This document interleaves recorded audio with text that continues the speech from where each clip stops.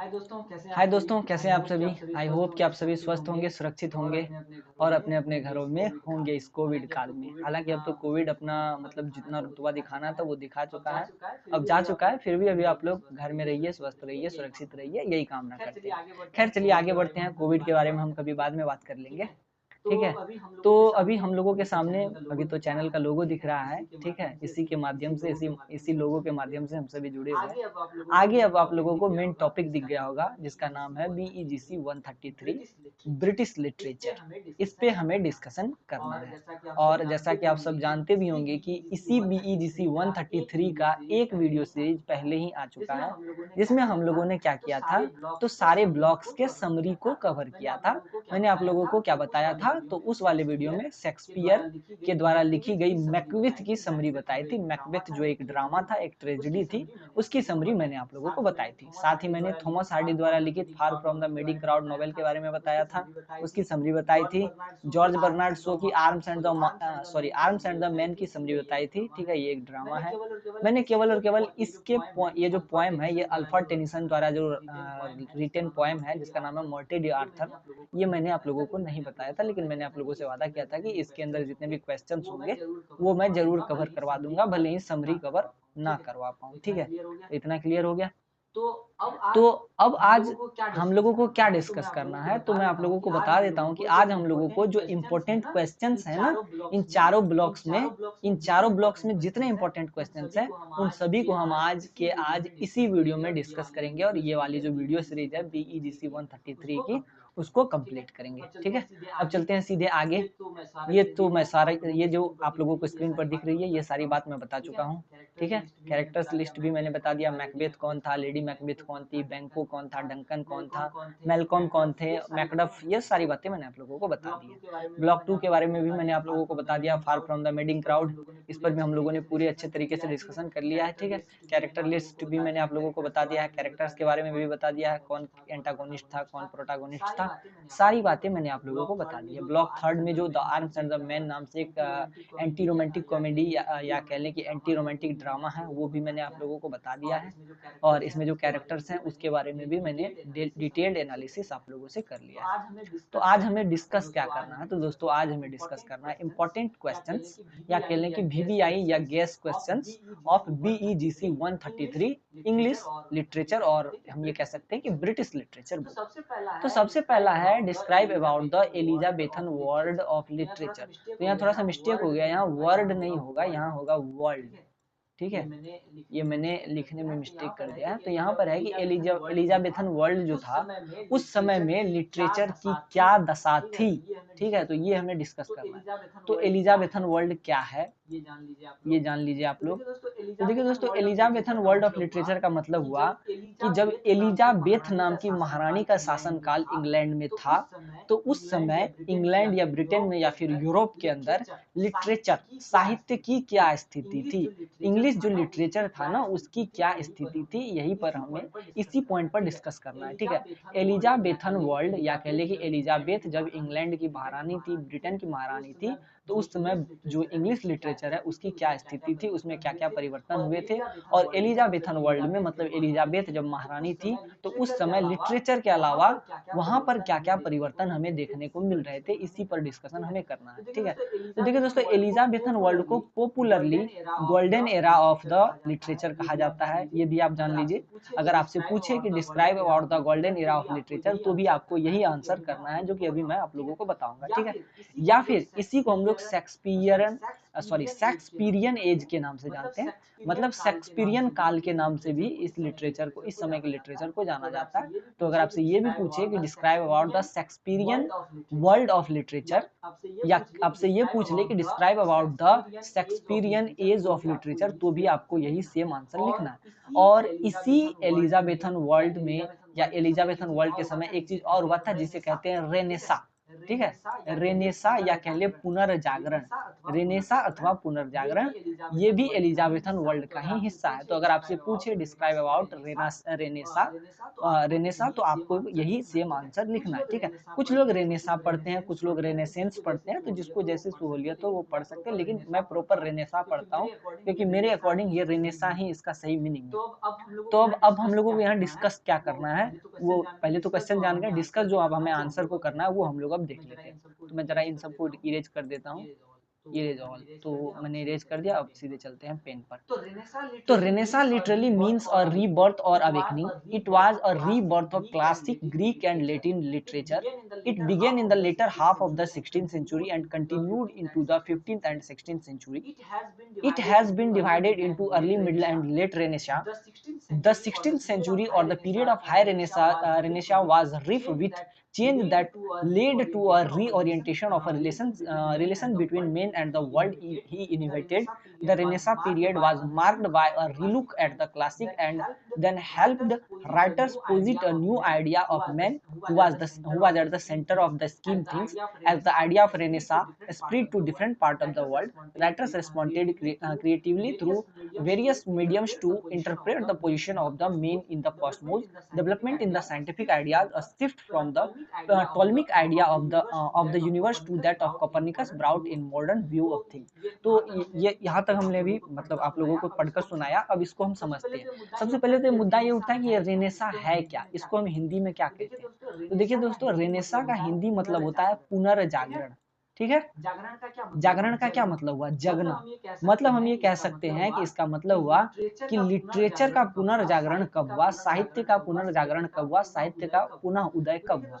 तो देखिए दोस्तों, ये जो एलिजाबेथन वर्ल्ड है, ये जो एलिजाबेथन समय है ना, इससे पहले एक समय था जिसे हम कहते हैं चौसर का युग।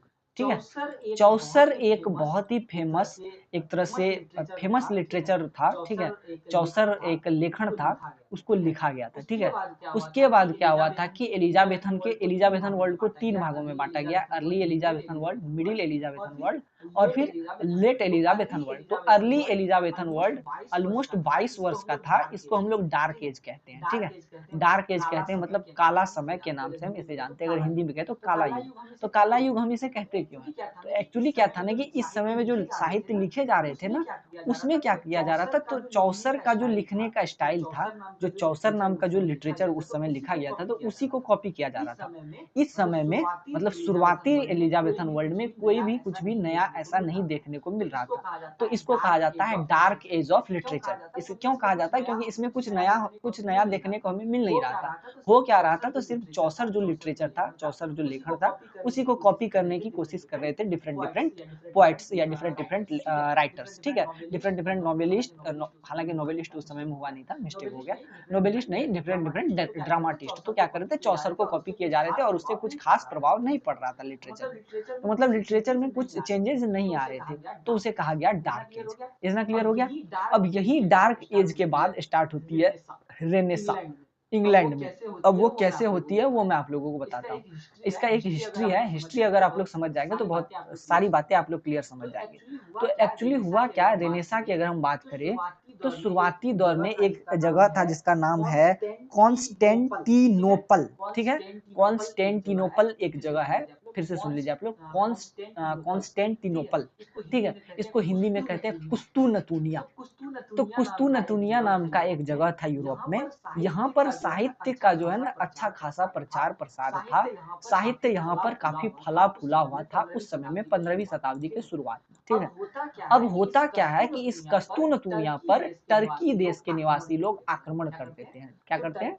तो टर्की देश के निवासी आक्रमण कर देते हैं। इतना क्लियर हो गया। अब टर्की देश के निवासी जैसे ही आक्रमण करते हैं तो जो ये लोग कस्तूनतुनिया के लोग होते हैं वो क्या करते हैं, उस समय के लिटरेचर को उठाते हैं। मतलब उस समय में, क्योंकि लिटरेचर के मामले में, साहित्य के मामले में कस्तूनतुनिया बहुत प्रचलित था। वहां पर साहित्य ने बहुत अच्छा खासा विकास कर लिया था, लेकिन कस्तूनतुनिया एक छोटी सी जगह थी। तो अब चूंकि टर्की ने उस पर हमला किया तो कस्तूनतुनिया के लोगों ने क्या किया, वहां के साहित्य को उठाया, वहां के मैन्युस्क्रिप्ट्स को उठाया और भागकर किधर चल पड़े, तो आ गए यूरोप में। कहाँ आ गए? यूरोप में आ गए। और यूरोप में कहाँ आए? यूरोप तो बहुत बड़ा महादेश है, तो यूरोप में वो लोग आए इटली में, इटली और ग्रीस जगह पे, ठीक है। वो लोग कहाँ पहुंचे? इटली और ग्रीस में। अब यहाँ पर क्या होता है कि अब ये लोग यहाँ आए तो साथ में इन लोगों ने क्या लाया था? अपने साथ में इन लोगों ने कस्तूनुतुनिया का जो एकदम रिच साहित्य था, रिच लिटरेचर था, धनी साहित्य था, ये लोग अपने साथ साथ इटली में उस साहित्य को लेते हुए आए, ठीक है। अब इटली के लोग वो जो साहित्य लेखन कर रहे थे, तो वो लोग जो है ना क्या हुए कि ये कस्तूनुतुनिया के साहित्य से प्रभावित हुए। अब उन्होंने क्या किया, इटली व ग्रीस के लोगों ने क्या किया, तो कस्तूनुतुनिया के लिटरेचर को पढ़ना स्टार्ट किया, और पढ़ने के बाद डिफरेंट डिफरेंट एक्सपेरिमेंट उन्होंने स्टार्ट कर दिया, ठीक है। डिफरेंट डिफरेंट एक्सपेरिमेंट किस पे स्टार्ट किया? तो लिटरेचर में, लेखन में उन्होंने डिफरेंट डिफरेंट एक्सपेरिमेंट करने शुरू किए। इसी में एक बहुत बड़े कहते हैं कि राइटर हुए जिसका नाम था डांटे। तो डांटे ने क्या किया, सबसे पहले कस्तूनुतुनिया के जो लिटरेचर है उसको पढ़ा, ठीक है, उसको समझा। उसके बाद उन्होंने अपने वर्क्स खुद जो है पब्लिश किए इटली और ग्रीस के अंदर, इटली में सबसे पहले। उसके बाद डांटे के बाद एक आते हैं पेट्रियार्क, ठीक है। तो पेट्रियार्क ने भी डांटे के तौर तरीके को आगे बढ़ाया। इन्होंने क्या किया, तो कस्तूनुतुनिया के लिटरेचर को पढ़ा, उसकी कमियों उसकी खूबियों को देखा और उसके बेसिस पर अपना खुद का लेखन स्टार्ट किया। तो पेट्रियार्क जैसे लोगों ने क्या किया, तो अब ये जो एकदम से कह ले कि रिच लिटरेचर को पढ़ पढ़ कर इन्होंने अपना अपना वर्क प्रोड्यूस करना स्टार्ट कर दिया। अब इस समय क्या होता है, तो इस तरह से हम ये देख रहे हैं कि ये जो रेनेसा है, ये जो पुनर्जागरण है, कस्तूनुतुनिया से निकलकर कहाँ पहुंच गया? इटली और ग्रीस नाम के जगह पर। अब इसी समय क्या होता है कि इसी समय में एलिजाबेथ जो है वो महारानी बनती है ब्रिटेन की, या कह ले कि इंग्लैंड की, ठीक है। एलिजाबेथ महारानी बनती है इंग्लैंड की या कह लें ब्रिटेन की। और एलिजाबेथ जो होती है ना, ये एक तरह से ये एक आर्टिस्ट होती है, ये कला का सम्मान करना जानती है। और उसी समय में क्या होता है, जब एलिजाबेथ महारानी बनती है, तो उसी समय में क्या होता है कि ऑलमोस्ट ये समझ लीजिए आप कि लोग शिक्षित होने लग जाते हैं, लोग जो है ना एजुकेटेड होने लग जाते हैं, थोड़ा बहुत छोटी मोटी यूनिवर्सिटी खुलने लग जाती है, लोग जागरूक होने लग जाते हैं। ये समझ लीजिए कि ह्यूमनिज्म जो है ना एक तरह से जिंदा होने लगता है उन लोगों के प्रति, उन लोगों में, ठीक है। अब ह्यूमनिज्म जिंदा होने लगा, एलिजाबेथ का शासन काल आ गया। ये क्या करती थी, तो ये कला को सम्मान देती थी, और लिटरेचर साहित्य को लिखना भी एक कला है, ठीक है। तो अब इटली से क्या हुआ कि ये जो रेनेसा है, ये पुनर्जागरण अब कहाँ पहुंच गया? इंग्लैंड में पहुंच गया। क्यों पहुंच गया? क्योंकि यहाँ पर इंग्लैंड की जो महारानी थी एलिजाबेथ, ये क्या कर रही थी? कला को सम्मान दे रही थी, आर्ट एंड लिटरेचर को सम्मान दे रही थी। और इसी आर्ट एंड लिटरेचर को सम्मान देने की वजह से इंग्लैंड में क्या हुआ, तो अच्छे खासे तरीके से रेनेसा आया, बहुत अच्छे तरीके से क्या आया, तो रेनेसा आया, पुनर्जागरण हुआ। किसका पुनर्जागरण हुआ? तो आप समझ लीजिए कि जो लिटरेचर है, इंग्लिश लिटरेचर का पुनर्जागरण हुआ।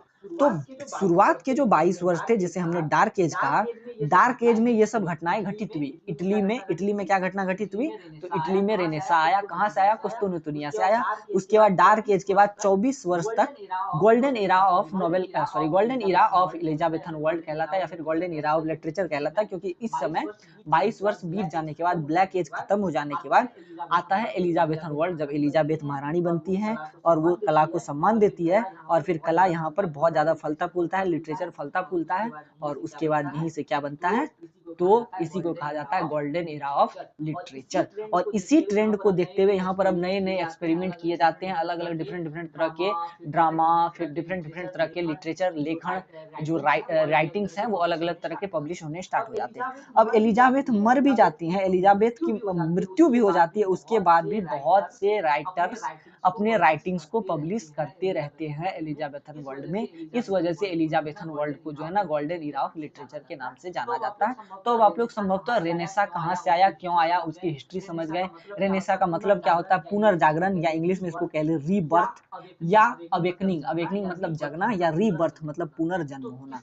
तो किसका पुनर्जन्म होता है? तो लिटरेचर का, साहित्य का पुनर्जन्म होता है। किस मतलब क्यों पुनर्जन्म होता है? क्योंकि उस समय क्या था, तो चौसर युग चल रहा था, जैसे हम लोग चौसर युग के बाद का युग, चौसर युग के बाद का युग चल रहा था।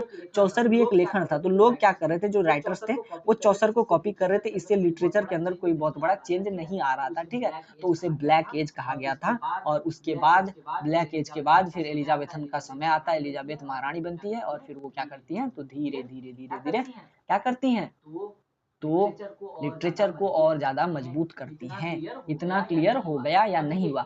अब देखिए ये सारी बात तो आप जान गए। अब इसी समय में अब आप लोग ये भी जान लीजिए कि इसी समय में एक घटना और मतलब सिर्फ लिटरेचर में ही घटनाएँ घटित नहीं हो रही थी। एक घटना जो लिटरेचर में घटित हो रही थी, उसके अलावा बहुत सारी घटनाएँ जो है ना एलिज़ाबेथन वर्ल्ड में घटित हो रही थी। जैसे यहाँ पर एक दिया गया है, different different scientific ideas develop किए जा रहे थे। ठीक है? सॉरी माफी चाहता हूँ। तो एलिजाबेथन के समय से पहले, एलिजाबेथन जब इंग्लैंड की गद्दी पर बैठी तो उससे पहले एक भावना चली आ रही थी और वो भावना का जो प्रतिपादन है उस विचार का प्रतिपादन किया था टॉलमी ने। और टॉलमी ने बताया था कि ये जो पृथ्वी है ना, इसके चारों ओर सूर्य घूमती है। ठीक है, लेकिन बाद में जब एलिजाबेथन उस गद्दी पर बैठी तो उस समय एलिजाबेथन के समय में कोपरनिकस आए और कोपरनिकस ने बताया कि नहीं भाई, सूर्य जो है ना पृथ्वी के चक्कर नहीं काटती है, बल्कि पृथ्वी सूर्य के चक्कर काटती है। Copernicus was to prove that Earth was not the center of universe, but it was Sun. 1 plus and 2 plus T2 plus He.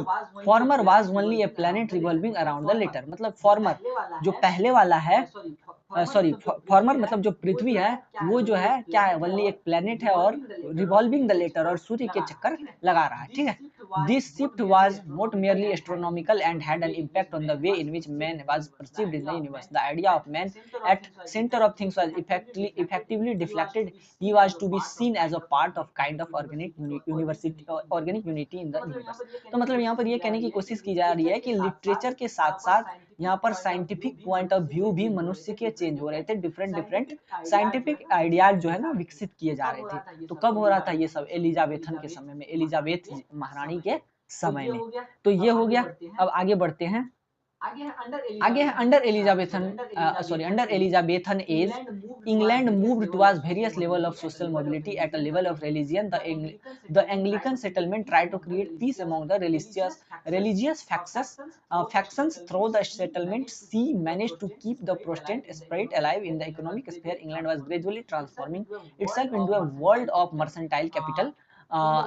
In the world of kings and queens and nobility, the traders and merchants also gained both mobility and power in the form of money. This is the world to which Shakespeare belonged. तो यहाँ पर एक मैं बताता हूँ आप लोगों को इस लाइन का क्या मतलब है। देखिए, ऐसा था कि यहाँ पर एक चीज की चर्चा की गई है कि इस समय में रिलीजियन, धार्मिक भावनाओं से ऊपर उठकर बातें की जा रही थी एलिजाबेथ के समय में। एलिजाबेथ के समय में धार्मिक भावनाओं के महत्व को कम कर दिया गया था और साइंटिफिक बातों के महत्व को ज्यादा माना जा रहा था। तो देखिए दोस्तों, ऐसा है कि एलिजाबेथ के समय से पहले इंग्लैंड का जो सर्वे सर्वा हुआ करते थे, इंग्लैंड में अगर कोई न्यायिक फैसला होता था तो वो जो होता था ना चर्च की अनुमति से होता था। चर्च वाले जो कहते थे वही चर्च की बातों को माना जाता था। ठीक है, लेकिन जब एलिजाबेथ गद्दी पर बैठी तो एलिजाबेथ ने क्या परिवर्तन किया, तो चर्च की महत्ता को घटा दिया। चर्च का जो महत्व था उसको उन्होंने कम कर दिया। अब देखिए यहाँ पर एक पॉइंट आया है प्रोटेस्टेंट, क्या है, हाँ यहाँ। तो देखिए दोस्तों, आप सबों को पता होगा कि इंग्लैंड का जो अधिकतर भाग है वो ईसाई लोगों का है। इंग्लैंड में अधिकतर लोग ईसाई बसते हैं। तो जिस प्रकार आप लोग देखते हैं जैन धर्म में श्वेतांबर और दिगंबर होते हैं, दो तरह के अनुयायी हैं। बौद्ध धर्म में आपको हीनयान और महायान मिल जाएंगे। मुस्लिम धर्म में शिया और सुन्नी मिल जाएंगे। उसी तरह से जो ईसाई लोग थे वो दो भागों में बटे हुए थे। पहला तो था कैथोलिक, ठीक है, और दूसरा था प्रोटेस्टेंट। तो कैथोलिक अपने आप को उच्च तबके का ईसाई मानते थे और प्रोटेस्टेंट अपने आप को निम्न तबके का ईसाई मानते थे। और ये जो कैथोलिक होते थे वो क्या करते थे ना कि इस प्रोटेस्टेंट, ये जो प्रोटेस्टेंट जाति के ईसाई होते थे इस पर अत्याचार करते थे। कैथोलिक्स का कहना था कि ये जो ईसाई हैं ये कोई हमारे जाति बिरादरी का ईसाई नहीं है, ये तो जबरदस्ती ईसाई धर्म में आ गया है। ठीक है, तो मतलब एलिजाबेथ के समय से पूर्व ऐसा हो रहा था कि जो प्रोटेस्टेंट ईसाई थे, जो प्रोटेस्टेंट अनुयायी वाले ईसाई थे, उसकी इज्जत नहीं होती थी, उसका वैल्यू जो है ना वो बिल्कुल ना के बराबर होता था उस समय इंग्लैंड में। लेकिन जब एलिजाबेथ गद्दी पर बैठी तो उन्होंने क्या किया कि प्रोटेस्टेंट को जिंदा रहने का, प्रोटेस्टेंट को सम्मान दिलाने का काम किया। ठीक है, प्रोटेस्टेंट को एकदम बराबरी की भावना से एलिजाबेथ ने देखा और एलिजाबेथ ने प्रोटेस्टेंट प्रोटेस्टेंट को अपना हक इंग्लैंड में उस समय में दिलाया।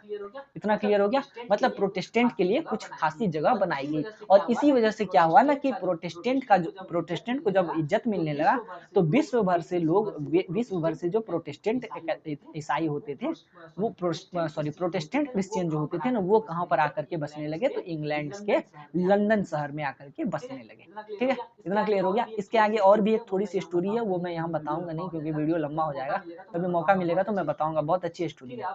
ठीक है, अब आगे बढ़ते हैं। तो अब ये वाली बात तो समझ गया, प्रोटेस्टेंट रिलीजियस जो था, मतलब रिलीजियन जो था, लेवल ऑफ रिलीजियन जो है उसको घटा दिया था किसने? एलिजाबेथ ने। उन्होंने क्या किया था? रिलीजियन धर्म के महत्व को कम कर दिया था और उन्होंने क्या किया? तो उसके जगह पर साइंस को बढ़ावा दिया था, विज्ञान को बढ़ावा दिया था, तार्किक बातों को बढ़ावा दिया था। उसी के बाद अब इकोनॉमिक चेंजेस भी आ रहे थे। अब क्या इकोनॉमिक चेंजेस आ रहे थे उस समय में, वो मैं आप लोगों को बताता हूँ। यहाँ पर ये सारे पॉइंट्स लिखे गए।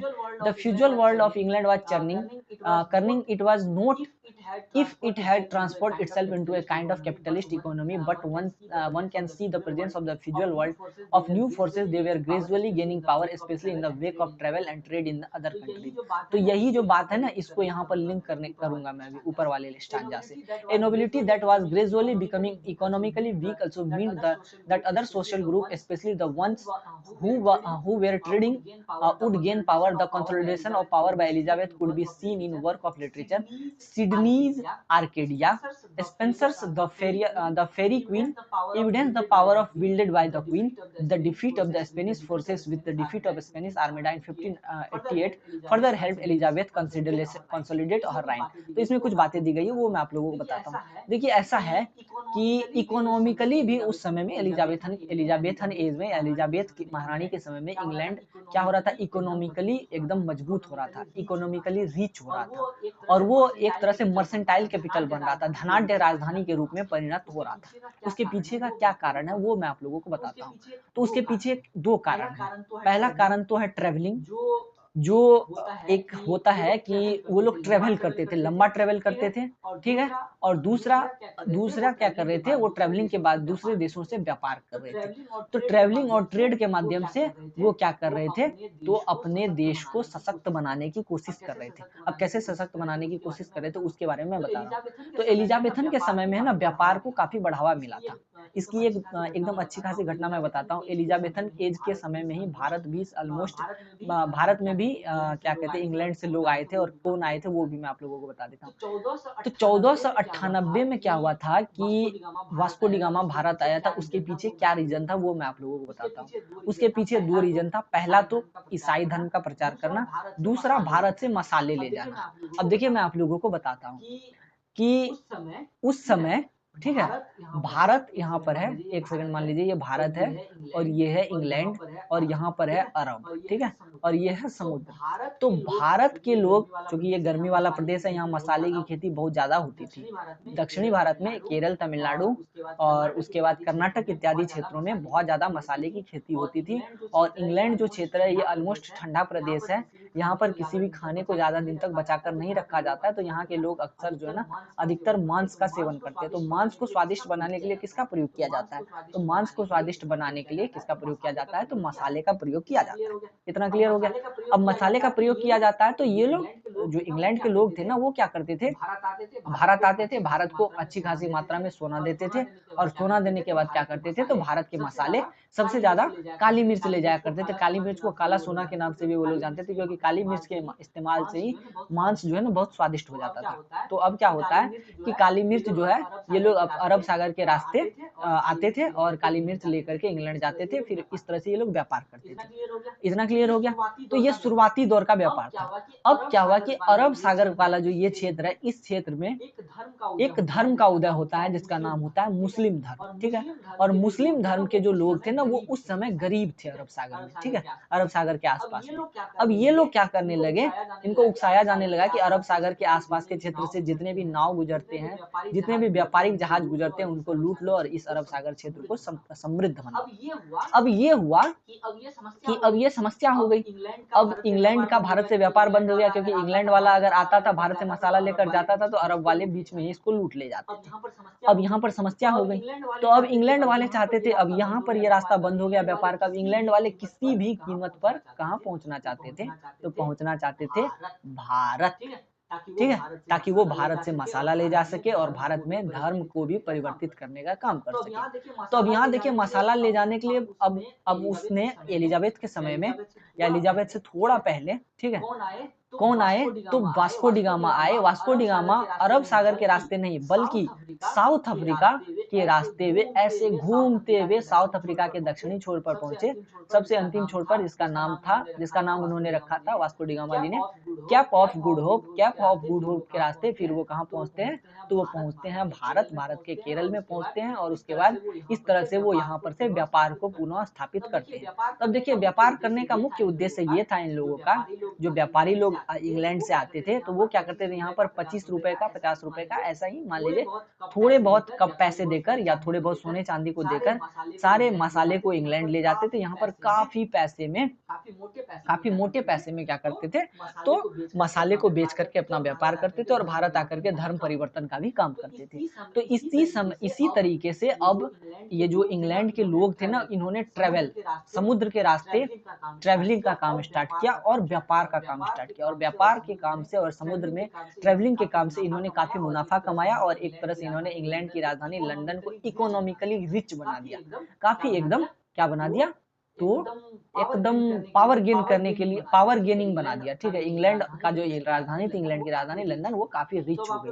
तो अब आप लोग समझ गए ये सारी घटनाएं कब हो रही है, एलिजाबेथन वर्ल्ड के समय में हो रही है या फिर उसके आसपास के समय में हो रही है, ठीक है। या तो थोड़ा बहुत डार्क एज में हो रही है, थोड़ा बहुत गोल्डन एरा में हो रहा है, और फिर after the death of Elizabeth, तो इस समय ये सारे काम हो रहे थे। इतना क्लियर हुआ या नहीं हुआ, तो ये सब हिस्ट्री आप लोग समझ गए होंगे। अब आगे देखते हैं। अब ये वाला मुद्दा देख लीजिए। ये तो मैंने बता दिया। The consolidation of the power Elizabeth could be seen in the work of literature. अब यहाँ पर थोड़ा बहुत एलिजाबेथ चूंकि कला का सम्मान करती थी, तो उसके समय में दो चीजें पब्लिश हुई। एक सिडनी आर्टिस्ट हुए, सिडनी का एक लेखन आया आर्केडिया, 1580 में पब्लिश हुआ, और स्पेंसर का एक लेखन आया द फेवरी क्वीन। तो इन्होंने साक्ष्य, इसी के माध्यम से हमें पता चलता है कि हाँ इंग्लैंड में उस समय में ये सब परिवर्तन हो रहे थे, ठीक है। और वहां पर जो पावर था क्वीन का, वो इसी में हमें देखने को मिलता है। मतलब इसी लेखन में बताया गया कि किस तरह से वहां की जो रानी थी पावरफुल थी। अब यहाँ पर एक और कहानी दी गई है, the defeat of the Spanish forces with the defeat of Spanish armada in 1588 further help Elizabeth consolidate her resign. तो एक और घटना घटित हुई जिसके माध्यम से हम ये कह सकते हैं कि एलिजाबेथ के समय वहां पर लिटरेचर में काफी तरक्की हुई। और एलिजाबेथन वर्ल्ड में सिर्फ लिटरेचर में ही नहीं बल्कि एलिजाबेथन वर्ल्ड में बहुत सारी चीजों में तरक्की हुई, और एलिजाबेथ के समय में ही इंग्लैंड ने पावर को और ज्यादा गेन किया। वो घटना थी स्पेनिश आर्मेडा की। इसके बारे में मैं आप लोगों को बताता हूँ। देखिए एक्चुअली एलिजाबेथ की एक बहन थी जिसका नाम था शायद मेरी फर्स्ट। कौन थी? मेरी फर्स्ट एलिजाबेथ की एक बहन थी, और इसके पति देव थे फिलिप सेकंड। हाँ शायद फिलिप सेकंड ही थे, एकदम कंफर्म, हाँ फिलिप सेकंड ही थे, जो कि थे स्पेन के सम्राट, ठीक है।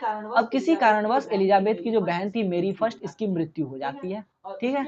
और उसके बाद क्या होता है कि ये जो स्पेन के जो एम्परर थे, स्पेन के जो सम्राट थे फिलिप सेकंड, इसको पसंद आ जाती है अब एलिजाबेथ। या सीधा सीधा समझ लीजिए कि ये जो फिलिप सेकंड थे, इसको इसकी साली एलिजाबेथ पसंद आ जाती है। मतलब एलिजाबेथ और मेरी फर्स्ट तो बहन थी, तो मेरी फर्स्ट की डेथ हो गई, और मेरी फर्स्ट के पति थे कौन, तो फिलिप सेकंड। तो इसका मतलब कि एलिजाबेथ के जीजाजी थे क्या कहते हैं, फिलिप सेकंड। तो फिलिप सेकंड ने ये पेशकश की कि भाई एलिजाबेथ तुम मेरे से शादी कर लो और तुम इंग्लैंड पे भी शासन करोगी, और उसके बाद क्या कहते हैं कि तुम स्पेन पे भी शासन करोगी। लेकिन एलिजाबेथ ऐसी महारानी थी जो अपने आप को कंप्लीटली होल, मतलब जब तक वो जिंदा रहना चाहती थी वो तब तक अपने आप को कंप्लीटली वर्जिन रखना चाहती थी, ठीक है। तो उन्होंने क्या किया कि इस फिलिप सेकंड के प्रस्ताव को ठुकरा दिया। अब फिलिप सेकंड के प्रस्ताव को जैसे ठुकरा दिया तो फिलिप सेकंड को ये बात बुरी लग गई, बोली भाई हम इतने बड़े एम्पायर हैं और तुमने मेरी बात को ठुकरा दिया, ठीक है। तो अब उसने क्या किया, युद्ध युद्ध के लिए अपनी सेना उतार दी समुद्र के रास्ते और इंग्लैंड पर चढ़ाई करने की सोचने लगा। इंग्लैंड पर चढ़ाई करने के लिए उन्होंने अपने सारे युद्धपोत भेज दिए, फलाने ढिमकाने भेज दिए ताकि वो युद्ध जीत सके, ठीक है। लेकिन उससे पहले एलिजाबेथ ने क्या किया, एक अलग तरह के ही युद्ध पद्धति का प्रयोग किया जिसको कहते हैं फायरशिप। तो फायरशिप में क्या हुआ कि उन्होंने क्या किया कि शिप में मतलब जहाजों में आग लगा दिया और उस आग लगे हुए जहाज को समुद्र में छोड़ दिया और किसके किसके पास छोड़ दिया, तो वो छोड़ दिया स्पेन के जो स्पेन के जो बोट्स थे, स्पेन के जो नाव थे, नौका थे, स्पेन के जो शिप्स थे, वहां पर उन्होंने ये जले हुए आग लगे हुए शिप्स को छोड़ दिया। इससे क्या हुआ कि स्पेन के सारे शिप्स जो कि युद्ध करने के लिए आ रहे थे वो सब जल भून कर वही समुद्र में ही खत्म हो गए और इस तरह से स्पेनिश आर्मेडा में क्या हुआ, तो एलिजाबेथ की जीत हुई। इतना क्लियर हुआ, इतना समझ में आ गया। ये 1588 ईस्वी में हुआ। तो इससे जो है एलिजाबेथ की जो उपलब्धि है वो और ज्यादा बढ़ती है, एलिजाबेथ का पावर और ज्यादा बढ़ता है। इतना क्लियर हुआ या नहीं हुआ? एज आई थिंक क्लियर हो गया। In short we can see that the period of Elizabethan's reign was relatively stable and yet ripe with change at the level of both social and economic structure. The amorphous social group that was gaining gradual ascendancy was that of merchants and traders. At the same time, the conception of men in society and in its representation in literature underwent change. तो अंतिम में हम ये कह सकते हैं short में कि एलिजाबेथ का जो शासन काल था वो रिलेटिवली स्टेबल था, वो थोड़ा सा शांत था क्योंकि एलिजाबेथ एक अच्छी महारानी थी। उन्होंने लोगों में क्या किया था, तो विज्ञान को बढ़ाने का काम किया था, लोगों में विज्ञान का प्रचार प्रसार किया था, फिर लिटरेचर को उन्होंने काफी सम्मान दिया था, उसके साथ ही लोगों के रहन सहन में भी उन्होंने बदलाव की कोशिश की थी। और ये सब जो बदलाव उन्होंने सोशल सामाजिक तौर पर किया था और इकोनॉमिक आर्थिक तौर पर भी उन्होंने ये सब बदलाव का काम किया था। इतना क्लियर हो गया। और इन्हीं के समय में अलग अलग तरह के ग्रुप्स जो है वो बन रहे थे। मर्चेंट्स व्यापारियों का ग्रुप बन रहा था, ट्रेडर्स का ग्रुप बन रहा था। तो ट्रेडर्स व्यापारी, मर्चेंट भी व्यापारी ही होता है। तो इस तरह से अलग अलग ग्रुप्स बन रहे थे और इसी समय में society, main in society, conception of main in society मतलब समाज में मनुष्य का चरित्र कैसा हो, मनुष्य यहाँ के लिए ह्यूमनिज्म का विकास जो है इन्हीं के समय में हो रहा था। क्लियर है। और इसी के समय में लिटरेचर भी चेंजेस, लिटरेचर में भी अपने अपने डिफरेंट टाइप्स के चेंजेस आ रहे थे। तो इतना क्लियर हो गया। अब आगे बढ़ते अगला क्वेश्चन है, describe about the humanism thought in Elizabethan era. जैसा कि मैंने आपको बताया कि इसी एलिजाबेथन एरा में ह्यूमनिज्म थॉट का भी विकास हो रहा था। अगर आपको इसका आंसर ना आए तो सिंपली आपको रेनेसा लिख देना है, रेनेसा के बारे में बता देना, आपका काम हो जाएगा। फिलहाल मैं इसको बता देता हूँ। Elizabethan education emphasized the humanities including the study of history, law, ancient and modern language and literature. Humanists sought to reform these subjects to reflect more accurately the truth of nature and wisdom achieved by ancient Greece and Rome. This led to what they believed was a renaissance or rebirth of learning in their time and caused them to dismiss the intervening centuries or as dark or middle ages. While the humanist movement began in Italy, it flourished in England under the Tudor monarch. Elizabeth herself receiving an outstanding humanist education during the year of her reign. Literary spread rapidly. Literacy spread rapidly. Both men and women learned to read and write for practical as well as cultural reasons. ठीक है, तो पहले यहाँ तक बता देता हूँ, यहाँ तक मैंने पढ़ा। तो देखिए ये सारी बातें मैं बता चुका हूँ। वास्तव में यहाँ पर यह कहने की कोशिश की जा रही है कि ह्यूमनिस्ट थॉट का विकास कैसे हुआ एलिजाबेथन एरा में। तो उसका विकास कहाँ से हुआ, तो रेनेसांस से हुआ, पुनर्जागरण से हुआ। उस समय में क्या हुआ था, एलिजाबेथन एज में थोड़ा बहुत एजुकेशन सिस्टम डेवलप हो गया था। ठीक है, लोग ह्यूमैनिटीज के बारे में समझने लगे थे, हिस्ट्री जो इतिहास है उसको थोड़ा बहुत समझने लगे थे, लॉ, कानून, एंशिएंट और मॉडर्न लैंग्वेज को थोड़ा बहुत पढ़ने लगे थे। ठीक है, अब उसी के समय में बताया जा रहा है कि ह्यूमनिस्ट जो मतलब जो मानवतावादी सोच जो विकसित हो रही थी उसका केंद्र कहाँ था, तो वो ग्रीस और रोम था। जैसा कि मैंने आप लोगों को बताया, ग्रीस और रोम, कुस्तुनुतुनिया और इटली में सबसे पहले क्या होता है, रेनेसां, पुनर्जागरण हुआ था। तो लोगों में मानसिक चेतना का विकास हुआ था। तो this led to what they believed was a renaissance, बता चुका हूँ। और इसी को रीबर्थ, पुनर्जागरण, रेनेसां, पुनर्जागरण, पुनर्जन्म कह सकते हैं। और ये सब कब हो रहा था, तो यही एलिजाबेथन एरा में इस तरह के ह्यूमनिस्ट थॉट में मतलब डेवलपमेंट आ रहा था। ह्यूमनिस्ट थॉट इस तरह से चेंजेज हो हो रहे थे, मानव मानव में मतलब मानव की सोच में क्या हो रहा था, परिवर्तन हो रहा था। कैसे परिवर्तन हो रहा था, लिटरेरी फॉर्म में परिवर्तन हो रहा था, ठीक है। और डार्क एज, जो डार्क और मिडिल एज है, उसमें भी परिवर्तन हुआ। डार्क एज का क्या मतलब है, मैंने तुरंत बताया, डार्क एज में कोई भी लेखन नहीं हुआ था, मनुष्य की सोच उतनी विकसित नहीं हुई थी, वे तुरंत क्या कर रहे थे, चौसर नाम से एक लेखन था, उसको कॉपी किए जा रहे थे। लेकिन उसके बाद जैसे ही रेनेसा के स्टार्ट होती है तो ह्यूमनिस्ट थॉट भी एकदम अच्छे से डेवलप होने लगता है, ठीक है। और उसके बाद जो है चौसर के अलावा भी हट करके लोग इटली कस्तुनुतनिया में जो लिटरेचर थे उसको पढ़ करके अपने अपने फिर क्या करते हैं, अपने अपने लिटरेचर पब्लिश करने की कोशिश करते हैं, अपने अपने राइटिंग्स को पब्लिश करने लगते हैं, ठीक है। और इन सभी तरह के जो ह्यूमनिस्ट मूवमेंट हो रहे थे, इसकी शुरुआत इटली में हुई थी। मैंने बता दिया कहाँ से आए थे इटली में लोग, तो कस्तुनुतनिया से आए थे। और उसके बाद इटली में इसकी शुरुआत तो हुई, लेकिन इसको बल मिला, ये फला फूला कहाँ, तो इंग्लैंड में। कब फला फूला, तो ट्यूडर मोनार्क के समय में, मतलब ट्यूडर वंश का जब शासन था, ट्यूडर मोनार्की थी, उस समय में ह्यूमनिस्ट थॉट डेवलप हो रहा था। ट्यूडर मोनार्की का क्या मतलब है, मैं आपको बता देता हूँ। एलिजाबेथ खुद भी क्या थी, तो ट्यूडर मोनार्क की ही शासक थी, ट्यूडर वंश का ही शासक थी, ट्यूडर वंश की ही शासक थी, ठीक है। और एलिजाबेथ ने खुद एक अच्छा खासा ह्यूमनिस्ट एजुकेशन पा रखा था, तो उनके शासन काल के समय में क्या हो रहा था, तो वो क्या कर रहे थे, लिटरेचर को सम्मान दे रही थी। लिटरेचर को सम्मान देने की वजह से लिटरेचर और लिटरेसी जो है ना वो काफी ज्यादा फैल रहा था। Both men and women learn to read and write for practical as well as cultural reason. अब मनुष्य, पुरुष और स्त्री दोनों ही लिख रहे थे, समझ रहे थे, पढ़ रहे थे, for practical as well as cultural reason. Practical reason से भी और कल्चरल रीजन से भी वो लोग लिखने का काम कर रहे थे। Elizabethan education emphasized social behavior and ethics, and learning was increasingly seen as a way to advance in society as well as a basis for social order itself। तो एलिजाबेथन एजुकेशन जो है ना क्या कर रहा था, सोशल बिहेवियर में change ला रहा था, ठीक है। और लर्निंग, जो सीखने की जो कला थी, एलिजाबेथन वर्ल्ड में एकदम से डेवलप हो रहा था। इतना क्लियर हो गया। आगे देखते हैं, आगे क्या है। The main element of Renaissance humanism include. तो मेन एलिमेंट, मुख्य बातें क्या है रेनेसा ह्यूमनिज्म, पुनर्जागरण, जब पुनर्जागरण की जब मनुष्यता का विकास हो रहा था, ह्यूमनिज्म थॉट का विकास हो रहा था, तो लोग जो है ना उसमें सबसे पहले इंटरेस्ट जग रहा था, किसके प्रति, लिटरेचर के प्रति और आर्ट के प्रति। इतना क्लियर हो गया।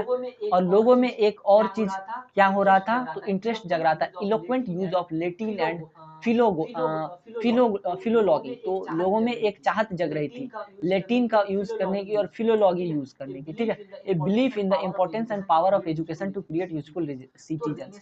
तो रेनेसा आने से जो ह्यूमनिज्म थॉट डेवलप हो रहे थे, उसमें से एक इंपॉर्टेंट थॉट ये डेवलप हो रहा था कि मनुष्य को पढ़ना चाहिए, ताकि पढ़ने से जो है ना एक यूजफुल मतलब हम कह सकते हैं कि कामगार सिटीजन, कामगार मनुष्य का निर्माण हो सके, या जिम्मेदार नागरिक का निर्माण हो सके। ये सब डेवलपमेंट हमें देखने को मिल रहा था रेनेसा के आने से।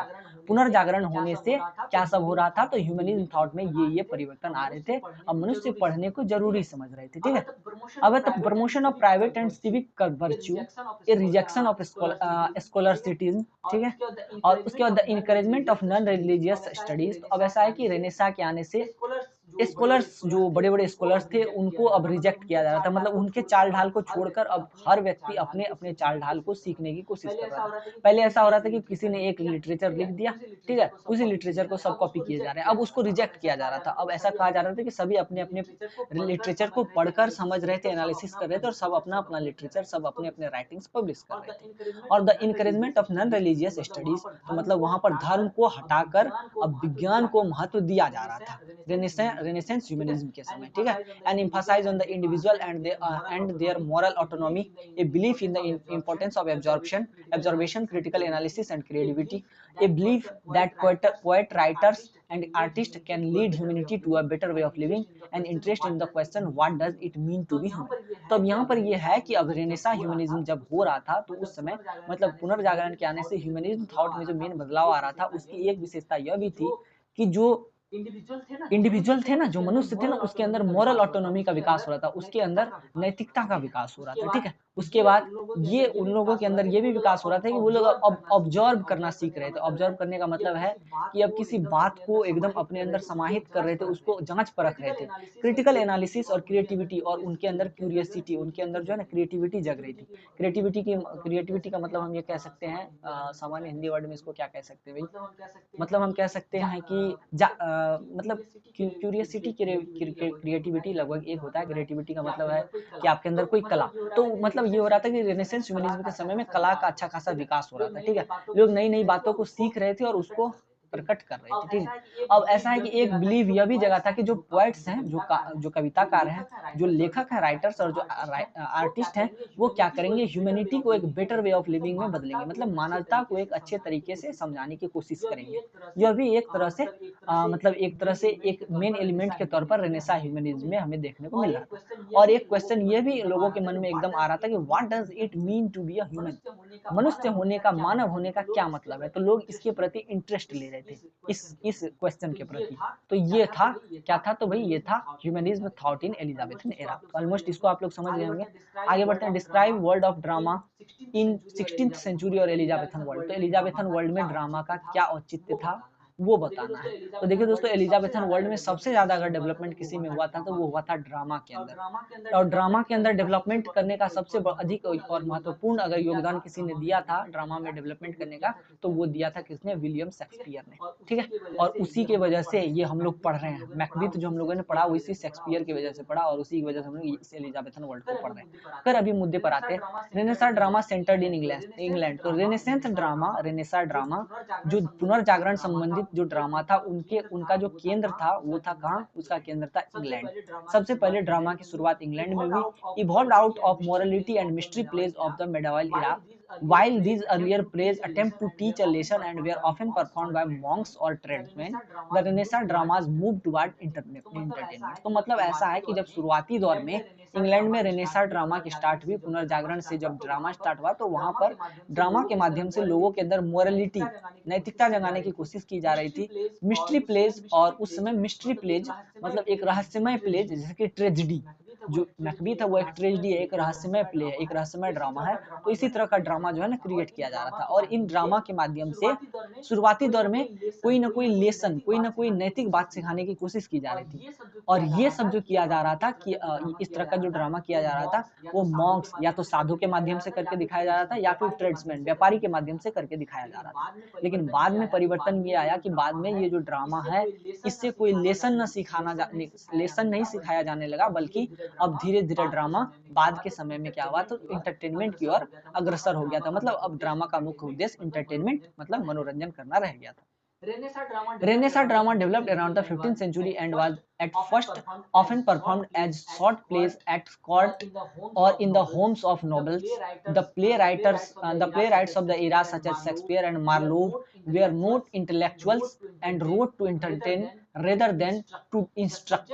The subject of Renaissance plays often included comedy, and some, such as Clayton's Magnificence, also include political satires. The early plays of the era also include history and set of stage for the later history plays of the Shakespeare and other playwrights. As the Reformation reintroduced European audiences to the Latin classic, much of the material of the classic humanism was adopted in the Renaissance drama. तो ऐसा है कि Renaissance drama जब 15वीं शताब्दी में develop हुआ, मतलब कह ले कि विकसित हुआ, तो शुरुआती दौर में ना इसको एक शॉर्ट प्ले, एकदम छोटे से ड्रामे के तौर पर किसी कोर्ट में, किसी दरबार में या किसी बड़े लोगों के दरबार में पेश किया जाता था, किसी बड़े लोगों के घर में पेश किया जाता था। और उस समय उस एरा में जो बड़े बड़े जो लेखक हुए, जो ड्रामा राइटर हुए, ड्रामाटिस्ट हुए, जैसे शेक्सपियर, मार्लोव, ये जो है ना, ये जो लेखन करते थे उनका काम इंटरटेन करना होता था, ठीक है, रेदर देन टू इंस्ट्रक्ट। ये क्या करते थे, इंटरटेन करने के लिए ही ड्रामाज लिखते थे, ना कि कोई समाज में कुछ इंस्ट्रक्शन देने के लिए, समाज में कुछ उद्देश्य या कुछ आदेश स्थापित करने के लिए ऐसा ड्रामा लिखते थे, ठीक है। और जो रेनेसा, जो पुनर्जागरण के समय में जो ड्रामा होता था ना, उस समय में जो बाद के ड्रामे में क्या होता था कि कॉमेडी इंक्लूड होती थी, कॉमेडी के लिए ड्रामा किया जाता था, ठीक है। और जैसे सच एग्जांपल दिया गया स्केलेटन्स मैग्निफिसेंस। तो स्केलेटन्स का एक ड्रामा था मैग्निफिसेंस, इसमें क्या था कि कॉमेडी थी और कुछ कुछ पॉलिटिकल सटायर भी था, मतलब राजनीति संबंधी बातें भी थी। और the early plays of the era also include history and set a stage for the later history plays of Shakespeare and other. तो शुरुआती दौर का जो प्ले था ना, कुछ कुछ हिस्ट्री पर भी आधारित था, कुछ कुछ इतिहास संबंधी प्लेज भी जो है ना उस समय के ड्रामा में दिखाया जाता था, ठीक है। इतना क्लियर हो गया। इसके साथ साथ आप देख लीजिए, एज फॉर एग्जाम्पल यहाँ दिया गया, शेक्सपियर ने story lines from an England translation of Ovid metamorphosis in place such as midsummer night's dream, particularly of the story of Pyramus and Thisbe. तो शेक्सपियर ने शुरुआती दौर में जो लेखन किया था ना, उसमें से उन्होंने क्या किया था, कुछ कुछ हिस्ट्री की बातों को भी समर्पित किया था। जैसे कि उन्होंने ओविड मेटामॉर्फोसिस का एक तरह से एक लेखन था, ठीक है, तो उसको उन्होंने कन्वर्ट किया था और ऐतिहासिक बातों को निचोड़ निकाल करके उन्होंने एक नॉवेल एक ड्रामा लिखा था, ठीक है। In addition the traditional Latin structure of the 5 act plays was introduced in English drama. तो उसके बाद कुछ समय के बाद क्या होता है कि लेटिन स्ट्रक्चर का 5 एक्ट प्ले जो है, 5 एक्ट का एक ड्रामा जो है उस समय में इंट्रोड्यूस किया गया था, ठीक है। लेटिन लोग ऐसा ड्रामा करते थे तो उसको इंग्लिश ड्रामा में इंट्रोड्यूस किया गया था, और इसी 5 एक्ट का प्ले है मैकबेथ। मैकबेथ एक 5 एक्ट का प्ले है, आप लोग जान लीजिए। तो इसी तरह का जो ड्रामा था ना 5 एक्ट के प्ले वाला, उसको एलिजाबेथन के समय में क्या किया था तो इंग्लैंड में इंट्रोड्यूस किया गया था, ठीक है। Roman writers such as Seneca influenced Renaissance playwrights to paint tragedies such as Hamlet that include elements such as ghost and violence.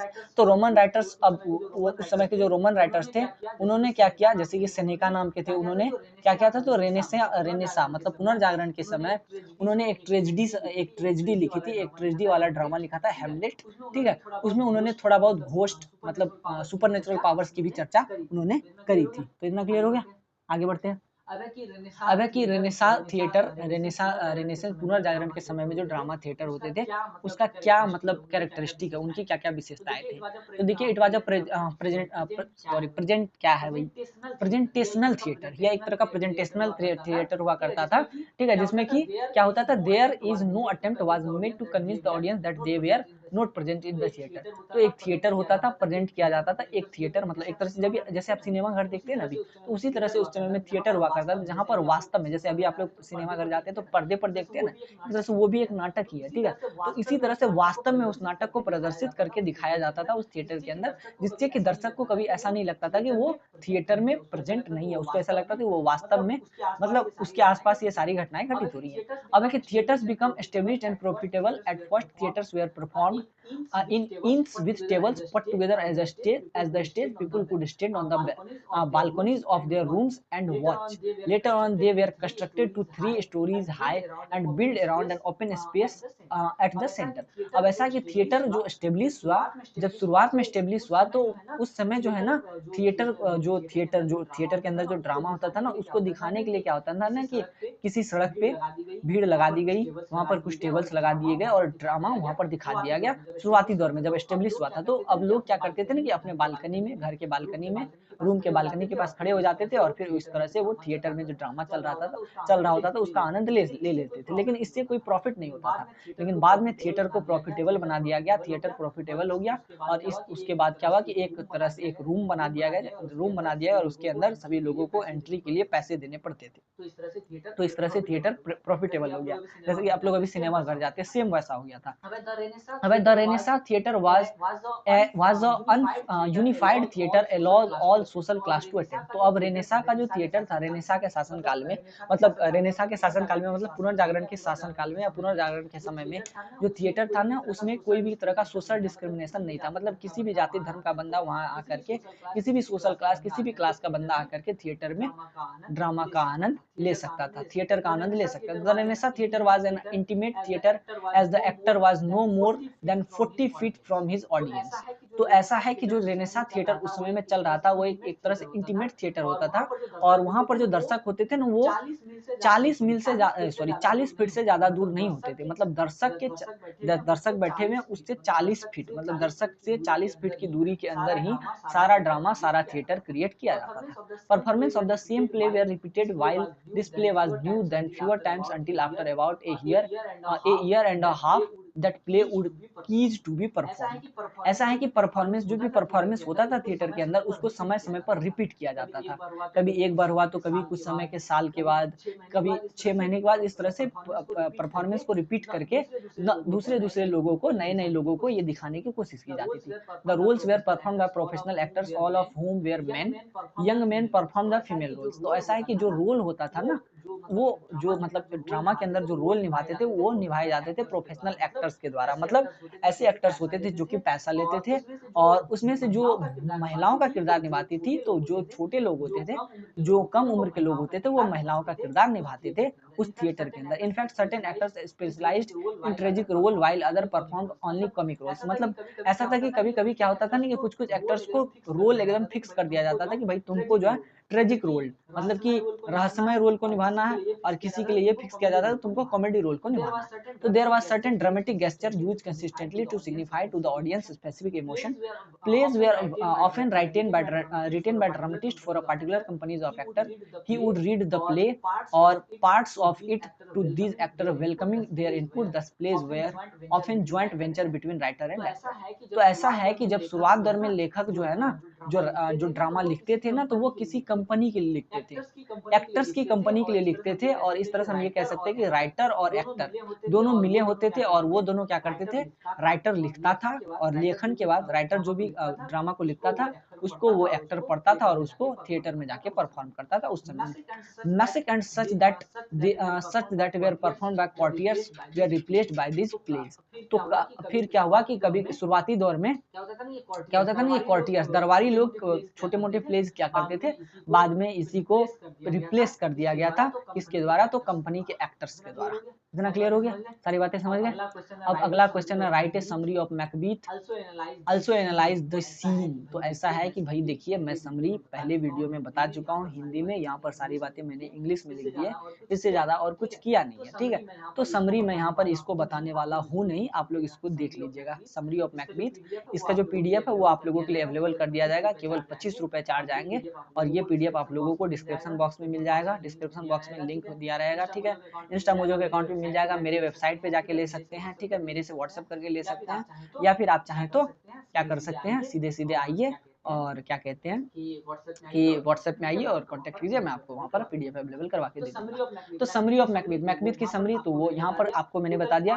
Total 5 act थे इस क्या कहते हैं, ये मैकबीथ के अंदर 5 एक्ट थे। पांचों एक्ट को मैंने एक्ट वाइज, जैसे एक्ट 1 ये देख लीजिए आप लोग, एक्ट वाइज मैंने समरी लिख दी है, आप लोग इस समरी को देख लीजिएगा और फिर अपना काम निकाल दीजिएगा। मे भी आपसे एग्जाम में क्वेश्चन पूछ भी सकता है, write a summary on first act of Macbeth. तो पहला वाला एक्ट उठा के आपको लिख देना, थोड़ा बहुत इसको लंबा चौड़ा कर देना, बात खत्म।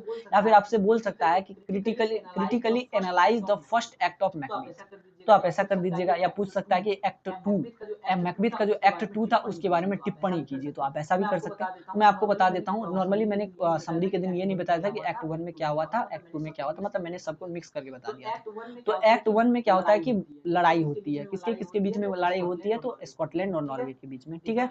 इतना क्लियर हो गया। और इसी एक्ट 1 में 3 चुड़ैलें मिलती है, किसको चुड़ैलें मिलती है, तो मैकबीथ को 3 चुड़ैलें मिलती है। एक्ट 2 में क्या होता है कि मैकबीथ अब अपने घर में रिटर्न हो चुका है और वो प्लान कर रहा है कि किसी तरह किंग को मार सके। एक्ट 2 में जो होता है, और उसके बाद विस्तार से तो मैं पहले ही बता चुका हूँ। अब एक्ट 2 में क्या होता है कि सॉरी, एक्ट टू तो मैंने आपको बता दिया कि वो प्लान कर रहा है कि मैकबेथ रिटर्न आता है घर, और वो प्लान करता है कि किसी तरह वो राजा डंकन को मार सके, ठीक है। तीसरा एक्ट में ऐसा है कुछ कि मैकबेथ अब इंग्लैंड का, सॉरी बार बार क्यों मैं मिस्टेक कर रहा हूँ भाई, मैकबेथ अब स्कॉटलैंड का राजा बन गया है तीसरे एक्ट के अंतर्गत, ठीक है। तीसरे एक्ट में ये दिखाया गया कि मैकबेथ अब राजा बन गया है और वो शासन कर रहा है, और इसी तीसरे एक्ट में मैकबेथ ने क्या किया, तो बैंकों का मर्डर किया है, ठीक है। अब चौथे एक्ट में जाते हैं, तो चौथे एक्ट में मैकबेथ फिर से तीनों जादूगरनियों के पास जाता है और उससे पूछता है कि भाई देखिए, बैंकों का मर्डर हो गया लेकिन उसका बेटा बच गया, अब क्या मुझे उसके बेटे से खतरा है। तो फिर वो चौथे एक्ट में ही तीनों जादूगरनियां 3 पिशाच दिखाती हैं। पहला वाला पिशाच कहता है कि भाई देखो, तुमको मैकडफ से सतर्क रहना। दूसरा वाला पिशाच कहता है कि भाई देखो, तुमको सामान्य नागरिक नहीं मार सकता है, जो कि सामान्य तौर पे माँ के कोख से या माँ के गर्भ से जन्मा हो। तीसरा वाला पिशाच कहता है कि भाई देखो, जब तक तुम्हारे आसपास का जो बिरनम वुड का जंगल है तुम्हारे पास चलकर खुद ना आ जाए, तब तक तुम्हें कोई नहीं मार सकता। तो ये एक्ट 4 है। ठीक है। अब एक्ट 5 में राजा जो मैकबेथ है उसकी मृत्यु होती है और उसको मारता कौन है, तो मैकडफ मारता है। तो इतना क्लियर है। तो पांचों एक्ट अब आप समझ गए, पांचों एक्ट में कौन कौन सी घटनाएं हैं। अब आप लोग समरी लिख सकते हैं, अगर आपसे एक्ट वाइज कोई क्वेश्चन पूछे तो आप लोग वो भी लिख सकते हैं। अगला है critically examine the Lady Macbeth character और examine the Lady Macbeth character as fourth विच।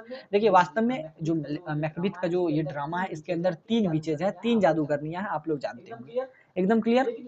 लेकिन यहाँ पर कहा गया है कि मैकबेथ का एक लेडी मैकबेथ का एक कैरेक्टर है, उसके बारे में बताना है और ये बताना है कि किस तरह से हम लोग ये कह सकते हैं कि मैकबेथ जो थी, लेडी मैकबेथ जो थी, वह चौथी चुड़ैल थी इस ड्रामा के अंदर। तो मैं आप लोगों को बता देता हूँ। Lady Macbeth is one of the Shakespeare's most famous and frightening female character. when we first see her, she is already plotting Duncan's murder, and she is stronger, more ruthless, and more ambitious than her husband. She seems fully aware of this and knows that she will have to push Macbeth into committing murder. At one point, she wishes that she were not a woman, so that she could do it, do it herself. तो ऐसा है कि lady Macbeth का जो ये character है, ये Shakespeare का, जो शेक्सपियर ने जो लिखा है उसको एक फेमस तौर पे लिखा है, मतलब शेक्सपियर के लिए यह एक फेमस कैरेक्टर है। जब इन्होंने इस ड्रामा को लिखा था तो लेडी मैकबेथ एकदम भयावह कैरेक्टर थी उनके लिए, ठीक है। और हम शुरुआत में देखते हैं कि यही लेडी मैकबेथ है जो कि राजा डंकन के मर्डर को प्लान करती है, ठीक है। और यह जो है ना, ये लेडी मैकबेथ अपने पति मैकबेथ से भी ज्यादा स्ट्रॉन्गर होती है, ठीक है, मतलब मैकबेथ से ज्यादा मजबूत होती है, ज्यादा निर्दयी होती है, ठीक है। She seems fully aware of this and knows that she will have to push Macbeth into committing murder.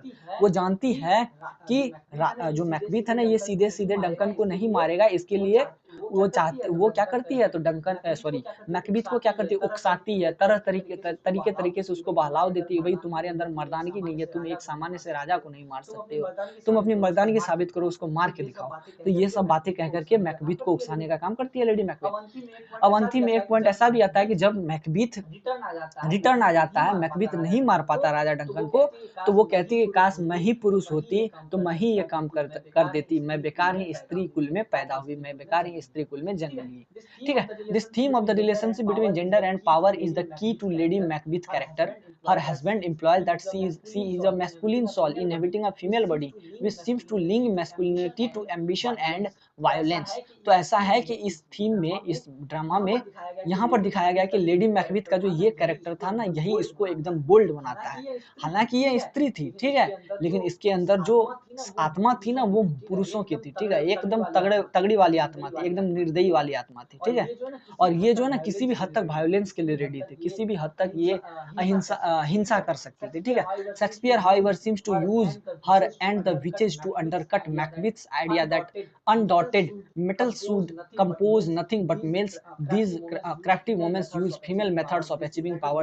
That is manipulation to further their supposedly male ambition. Women, the play implies, can be ambitious and cruel as men, yet social constraints deny them the means to pursue this ambition and on their own. तो ऐसा है कि अब Shakespeare कहते हैं कि देखो भाई, स्त्रियां है ना, वो ज्यादा एम्बिशियस का मतलब होता है कि एम्बिशियस कह सकते हैं कि उद्देश्यपूर्ण। स्त्रियां है ना, ज्यादा उद्देश्यपूर्ण हो सकती है और निर्दयी हो सकती है। क्रूएल एज मेन मतलब पुरुष के मुकाबले स्त्रियां ज्यादा एम्बिशियस, ज्यादा उद्देश्यपूर्ण हो सकती हैं, ज्यादा क्रूर, ज्यादा निर्दयी हो सकती हैं। लेकिन उसको रोकता कौन है, तो उसको ये जो समाज है ना, वही रोक करके रखता है। वही इसी समाज की वजह से स्त्रियां आज तक अपनी क्रूरता समाज में दिखा नहीं पाती है। तो ऐसा क्या कहते हैं कि शेक्सपियर जी कहते हैं। अब आगे है लेडी मैकबेथ मैनिपुलेट, या शेक्सपियर जी कहते हैं, या फिर हम ये कह दें कि शेक्सपियर जी जो है ना, अपने ड्रामा के माध्यम से बताना चाहते हैं। तब आगे बढ़ते हैं। Lady Macbeth manipulates her husband with remarkable effectiveness, overriding all his objections when he hesitated to murder. She repeatedly questioned his manhood until he feels that he must commit murder to prove himself. Lady Macbeth's remarkable strength of will persists through the murder of the king. It is she afterward, however, Lady Macbeth begins. Sorry, यहाँ पर मैं एक line छोड़ चुका हूँ, मैं फिर से पढ़ देता हूँ। Who steadies her husband's nerves immediately after the crime has been perpetrated. तो ऐसा है कि लेडी मैकबेथ ही क्या करती है, अपने पति को उकसाती है, जैसा कि मैंने आपको बताया, तरीके से उकसाती है, उसके मर्दानगी पर सवाल उठाती है, फलाने ढिमकाने बहुत सारे तरीके से उस पर सवाल उठाती है। अंतिम में क्या होता है कि राजा डंकन की हत्या मैकबेथ कर देता है, और जैसे ही वो हत्या करता है तो वो थोड़ा घबरा जाता है। घबराने के बाद उसको बचाने का काम कौन करती है, उसके नर्व्स को, मतलब मैकबेथ के नर्व्स को कंट्रोल करने का काम कौन करती है, तो यही लेडी मैकबेथ करती है। लेकिन बाद में afterward however lady Macbeth, cursor कहाँ चला गया, अभी मिल गया। Afterward, however, Lady Macbeth begins a slow slide into madness, just as ambition affect her more strongly than Macbeth before the crime. So does guilt plague her more strongly afterward. By the close of the play, she has been reduced to sleepwalking through the castle, desperately trying to wash away an invisible blood stain. Once the sense of guilt comes home to roost, Lady Macbeth's sensitivity becomes a weakness, and she is unable to cope significantly. She kills herself, signaling her total inability to deal with the legacy of this crime. तो ऐसा है कि बाद के शुरुआती समय में तो ये लेडी मैकबेथ काफी एकदम मजबूत होती है, लेकिन बाद के समय में धीरे धीरे लेडी मैकबेथ पागल हो जाती है, क्योंकि वो जो राजा डंकन की हत्या करती है, या दोनों मैकबेथ और लेडी मैकबेथ मिलकर जो हत्या करते थे, इससे लेडी मैकबेथ को काफी आघात पहुंचता है। ठीक है, अब वो धीरे धीरे पागल होने लगती है, और पागल होती है तो उसको ऐसा लगता है कि उसके जो हाथ है ना वो खून से सने हुए हैं। किसके खून से, तो राजा डंकन के खून से। ठीक है, और इसके बाद उसको पछतावा होता है, काफी पछतावा होता है, और पछतावा होने से क्या होता है, उसको नींद में चलने की बीमारी हो जाती है, वो पागल सी हो जाती है, और अंतिम में स्वयं की हत्या वो कर लेती है, मतलब खुद ही आत्महत्या करके वो मर जाती है। तो इतना क्लियर है, ये वाला क्वेश्चन भी हम लोगों ने डील कर लिया। अब आगे देखते हैं, how do you interpret the role of witches in Macbeth. तो ऐसा है कि मैकबेथ जो है ना, मैकबेथ के अंदर ये जो विचेस थी, ये जो जादूगरनियां थी, ये एक तरह से चुड़ैल बहनें थी। ठीक है, और वो ही यही जो mythological facts who impersonally control the human destiny. They are malevolent characters, they embody evil, they control the sequence of the event of the play in true sense.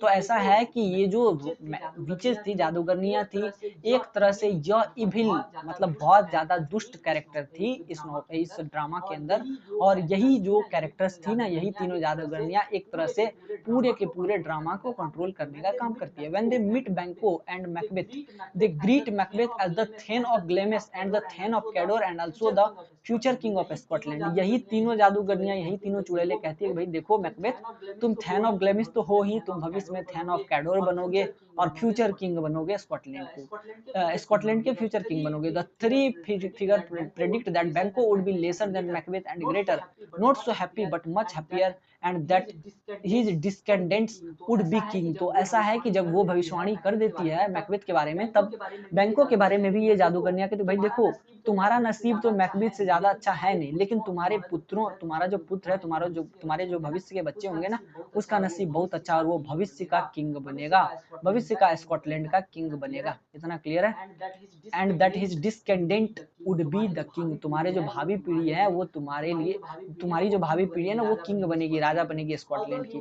Although he would never reign Although Banquo regards the witches as ministers of darkness who tell men truth in little things to betray them into deeds of greatest consequence, Macbeth is obsessed with their prophecy on the fulfillment of the first. These prophecies motivate murders King Duncan and becomes the king himself and kills Banquo and Macduff's family. In this way, the prediction of witches leads Macbeth to a path of self-destruction. तो ऐसा है कि अब ये जो बातें, जो भविष्यवाणियां तीनों करती है ना, तीनों जादूगरनियां, तीनों चुड़ैलें, तो उसको बैंको और मैकबेथ झूठ मान लेते हैं। ठीक है, झूठ मानने से वो समझते हैं ये तो मजाक कर रही है, लेकिन अचानक से क्या होता है कि राजा डंकन द्वारा ये घोषणा कर दी जाती है कि ठीक है, अब मैकबेथ को थैन ऑफ कैडोर बनाया जाता है। अब जैसे ही थैन ऑफ कैडोर की घोषणा होती है राजा डंकन के द्वारा, तो मैकबेथ को लगता है कि भाई ये जो चुड़ैलें थी ना, इनकी भविष्यवाणी सत्य हो सकती है, क्योंकि उसमें से एक भविष्यवाणी सत्य हो जाती है।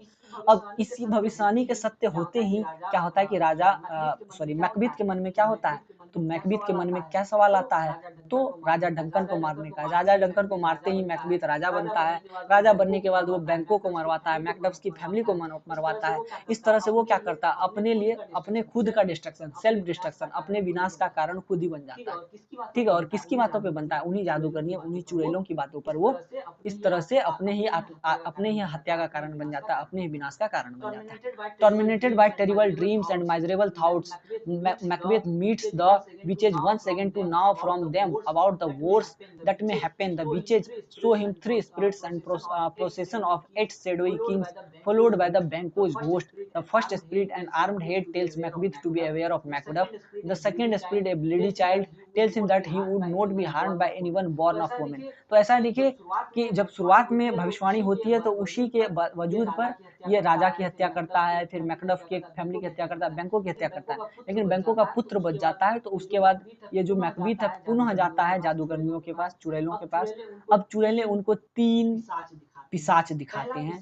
पहला पिशाच ये बोलता है, पहला पिशाच जब दिखाया जाता है तो वो ये बोलता है भाई देखो तुमको मैकडफ से सतर्क रहने की आवश्यकता है। दूसरा पिशाच एक ब्लडी चाइल्ड दिखाता है, ठीक है, एक ब्लडी चाइल्ड के रूप में दिखाया जाता है और वो ब्लडी चाइल्ड कहता है भाई देखो तुमको कोई भी सामान्य महिला के गर्भ से जन्म लिया हुआ बच्चा नहीं मार सकता। अब तीसरा पिशाच दिखाया जाता है। तीसरा पिशाच होता है एक क्रॉन्ड चाइल्ड, एक कह लें कि ताज पहना हुआ बच्चा with A branch of tree, और सर पे उसका ताज जो होता है वो ट्री, पेड़ों के ब्रांच का होता है, और वो कहता है that he would not be vanquished until Birnam would comes to Dunsinane. The procession of 8 shadowy kings followed by Banquo's ghost suggest that Banquo's descendant would be the king. अब ऐसा है कि तीसरा पिशाच बोलता है भाई देखो तुमको घबराने की आवश्यकता नहीं है जब तक कि तुम्हारे आसपास के बिरनम वुड का जंगल तुम्हारे डनसिनेन तुम्हारे किले तक ना आ जाए, तब तक तुमको घबराने की आवश्यकता नहीं है, ठीक है। अब ऐसा after losing his last hold of confidence, अब जैसे ही लास्ट की बात कही जाती है तो मैकबीथ में थोड़ा कॉन्फिडेंस आता है। Macbeth assesses the prediction and promises of witches as lying equivocation according to whom they deceive people with words that have double meaning. They kept their promise literally but disappointed his hope with a different meaning. Finally Birnam Woods moved to Dunsinane as Malcolm's soldiers come forward, each of them carrying a branch of tree from Birnam Wood. Macduff, who was untimely taken out from his mother wombs, challenged Macbeth and beheads him in the play Macbeth. Everything happens in line with prediction of the witch. तो ऐसा है भैया, देखिए कि तीनों ghost को दिखाने के बाद मैकबेथ को संतुष्टि तो मिल जाती है, लेकिन वास्तविकता में ये जो तीनों पिशाच होते हैं ना, इन तीनों पिशाच ने जो शब्द और वाक्य कहे होते हैं इसका डबल मीनिंग होता है। पहला मीनिंग तो ये होता है कि भैया देखो तुमको जो कहा गया मैकडफ से सतर्क रहना, इसका मतलब है कि मैकडफ कोई सामान्य बंदा नहीं है। ये जो इसका जन्म हुआ है ना, इसका जन्म माता के कोख से सामान्य रूप से नहीं हुआ, बल्कि माता के कोख को फाड़ कर इसका जन्म हुआ है, मतलब इससे तुम्हें खतरा है। लेकिन इसको मैकबेथ समझ नहीं पाता है, ठीक है। दूसरा जो पिशाच होता है वो कहता है कि भाई देखो तुमको घबराने की आवश्यकता नहीं है, ठीक है। मैं यहाँ पर थोड़ा सा गलत बोल गया, ठीक है। पहला और दूसरा मतलब यहाँ पर कि पहला और दूसरा जो पिशाच होता है उन दोनों का मतलब यही होता है कि तुमको मैकडफ से इसलिए सतर्क रहना है क्योंकि वो सामान्य टाइप का व्यक्ति नहीं है। दूसरा जो कहता है कि सामान्य जो गर्भ से निकलेगा वो तुम्हें नहीं मार सकेगा, मतलब उसके कहने का इंडिकेशन ये था कि देखो भाई कोई ऑपरेशन से कोई शल्य क्रिया से अगर निकलता है तो वो तुम्हें मार सकता है, लेकिन मैकबेथ इसको समझ नहीं पाया। तीसरा कहता है कि बिरनम वुड का जंगल अगर तुम्हारे डनसिनियन के आसपास नहीं आएगा तो तुमको कोई नहीं मार सकेगा। अब देखिए ऐसा है कि बिरनम वुड का जंगल भी आता है और उसको लाता कौन है, तो मैकडफ और मैलकॉम का सोल्जर लाता है। आगे में उसके हाथ में कोई बिरनम वुड का जंगल की शाखा रहती है और उसको ले जा करके उसी के सहारे युद्ध होता है और अंतिम में मैकडफ मैकबेथ की हत्या कर देता है। तो हम प्ले में ये देखते हैं, पूरे ड्रामा में हम ये देखते हैं कि जितनी भी घटना घटित हुई है उन सभी घटनाओं के घटनाओं के मध्य में या मुख्य पात्र के तौर पर हम तीनों जादूगरनियों को रख सकते हैं। इन्हीं तीनों जादूगरनियों ने पूरे के पूरे प्ले को एक तरह से नरेट किया है, पूरे के पूरे प्ले को एकदम साधा है, ठीक है। अब अगला है describe about the different aspect of Thomas Hardy novel. तो थॉमस हार्डी के नॉवेल के डिफरेंट एस्पेक्ट्स के बारे में बताना है। तो एक्चुअली थॉमस हार्डी एक बहुत बड़े नॉवेलिस्ट हुए। 1840 में डॉर्सेट नाम के जगह पर उनका जन्म हुआ। यह इंग्लैंड का साउथ वेस्टर्न इलाका है और ये इस जगह का नाम वेसेक्स है, ठीक है, जहाँ पर इनका जन्म हुआ था, ठीक है, और इस जगह को वेसेक्स कहा जाता है। Most of the Hardy novel are set in his homeland which he says has railways moving and reaping machines, illiterate laborers etc. following are the main features of the work of Thomas Hardy। तो ऐसा है कि जो Thomas Hardy हुआ करते थे ना, उनका ज्यादा से ज्यादा नॉवेल उसका जो गृह राज्य था वेसेक्स, वहां पर उन्होंने लिखा जहां पर रेलवे की व्यवस्था थी, मूविंग रिपिंग मशीन सारी चीजें आ गई थी और मनुष्य अशिक्षित थे तो उन्हीं को आधार मानकर इन्होंने अपने नॉवेल्स को लिखा है। अब है रीजनलिज्म, तो ऐसा है कि जो थॉमस हार्डी का नॉवेल है वो रीजनलिज्म पर आधारित है, मतलब स्थानीय नॉवेल है, ठीक है। अब स्थानीय नॉवेल क्यों है, क्योंकि इन्होंने जो लेखन किया ना वो आधा से अधिक नॉवेल इन्होंने अपने घर के आसपास लिखा है, अपने घर के, अपने गांव, अपने शहर के आसपास में ही इन्होंने लिखा है। मतलब उनके नॉवेल में जो जगह मिलते हैं, प्लेसेस मिलते हैं, वो सब इनके घर या कह लें कि इनके होम टाउन के आसपास होते हैं। और उस समय में जब ये लेखन कर रहे थे, उस समय में इंग्लैंड में जो नॉवेल लिखा जा रहा था ना, ठीक है, 1840 के आसपास, वहां पर रीजनल मतलब जो स्थानीयता को ज्यादा मतलब वरीयता दी जा रही थी, उस समय ट्रेंड में था, ठीक है। The regional novel writing was one of the feature of England in 19th century that was trending, and thus the novel scope of 19th century English novel is quite narrow as compared to the work of Russia. Hardy wrote regional novels, they are confined to her his district, तो उसके राज्य, उसके जिले तक ही उसका novel सीमित था, ठीक है। इतना क्लियर है। इंपॉर्टेंस ऑफ वेसेक्स, अब चूंकि इनकी अधिकतर कहानियां, इनके अधिकतर नॉवेल जो है ना वेसेक्स प्लेस को ही आधार मानकर लिखा गया। अधिकतर नॉवेल में इसका जो प्लेस है जहाँ पर नॉवेल को नरेट किया गया है, फिक्शन को लिखा गया है, तो उसमें जो प्लेस है वो वेसेक्स है। तो हार्डी का जो नॉवेल था ना वो अधिकतर वो वेसेक्स का था, ठीक है। वेसेक्स को आधार मानकर उन्होंने नॉवेल लिखा था। वेसेक्स एक जगह है, तो वेसेक्स जो है ना उनके बारे में हार्डी का कहना था, थॉमस हार्डी का, कि ये जो वेसेक्स है ना पूरे विश्व में है, ठीक है। या वेसेक्स नाम का जगह पूरे विश्व में है, क्योंकि हम जिस डिस्ट्रिक्ट में रह रहे हैं वेसेक्स में, यहाँ पर जो है ना मनुष्य जो है ना एक तरह से क्या है, अनपढ़ है, ठीक है, ज्यादा पढ़े लिखे नहीं है, और यहाँ पर कई सारी समस्याएं, और ये यहाँ पर जो समस्या है ना लगभग पूरे विश्व में है, ठीक है। तो thus his novel through confined to Wessex has universal application, तो उसके जो नॉवेल हैं थॉमस हार्डी के, वहाँ उसमें जो है ना वेसेक्स नाम की जगह को एक हथियार मानकर मतलब लिखा गया, मतलब वेसेक्स नाम की जगह से ही सारे नॉवेल को नरेट किया गया। Another reason for confining the outlook of his novel was that his district is timeless and unchangeable.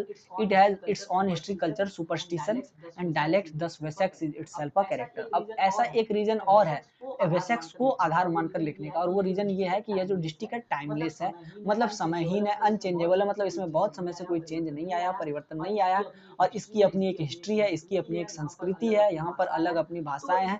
तो इस तरह से हम कह सकते हैं, या नॉवेल के जो हार्डी नॉवेल है वो मान सकते थे कि यह जो है ना वेसेक्स अपने आप में एक कैरेक्टर है, इसीलिए वो वेसेक्स को आधार मानकर कहानी लिखा करते थे। आपसे टिप्पणी पूछा जा सकता है, आपसे पूछा जा सकता है कि right a short note on importance of Wessex, तो आप लोग ये वाली लाइन लिख दीजिएगा, unity of time and place.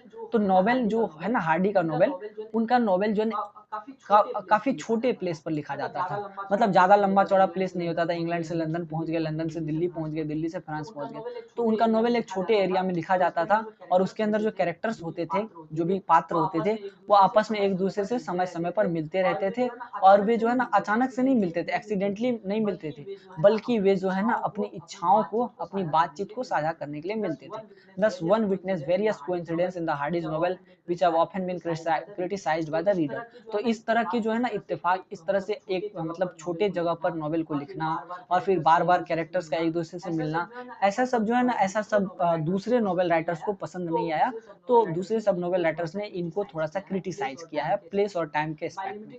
Bye limiting the action of novel to a small and confined area, he creates a unity of place. तो वो ऐसा क्यों करते थे, वो ऐसा इसलिए करते थे, मतलब वो स्मॉल स्पेस को इसलिए करते थे ताकि वो जो है ना प्लेस के लिए एक स्थान के लिए यूनिटी पैदा कर सके, एकता पैदा कर सके, और कैरेक्टर्स पात्रों में क्या कर सके, तो यूनिटी पैदा कर सके, एकता पैदा कर सके, ठीक है। इतना क्लियर हो गया। अब ऐसा कि Hardy has even provide the map of the area that the her plot of his novel is said he also want a unity of time because the action was to take a year and a day। तो ऐसा है कि वो ऐसा करते थे कि वो एक एरिया बना लेते थे, और वहीं उसी के अंतर्गत सारा नॉवेल सेट करते थे, और वो जो नॉवेल होता था या तो एक दिन का या फिर एक साल का, ऐसे करके वो सेटिंग करते थे। इतना क्लियर है। हिज आइडिया ऑफ राइटिंग, तो उसके जो नॉवेल्स का जो वो लेखन करते थे, उनका डिफरेंट एस्पेक्ट में वो राइटिंग कैसे करते थे। तो Hardy in his novel does not try to prove anything, Hardy अपने नॉवेल में कुछ भी प्रूव करने की कोशिश नहीं करते थे।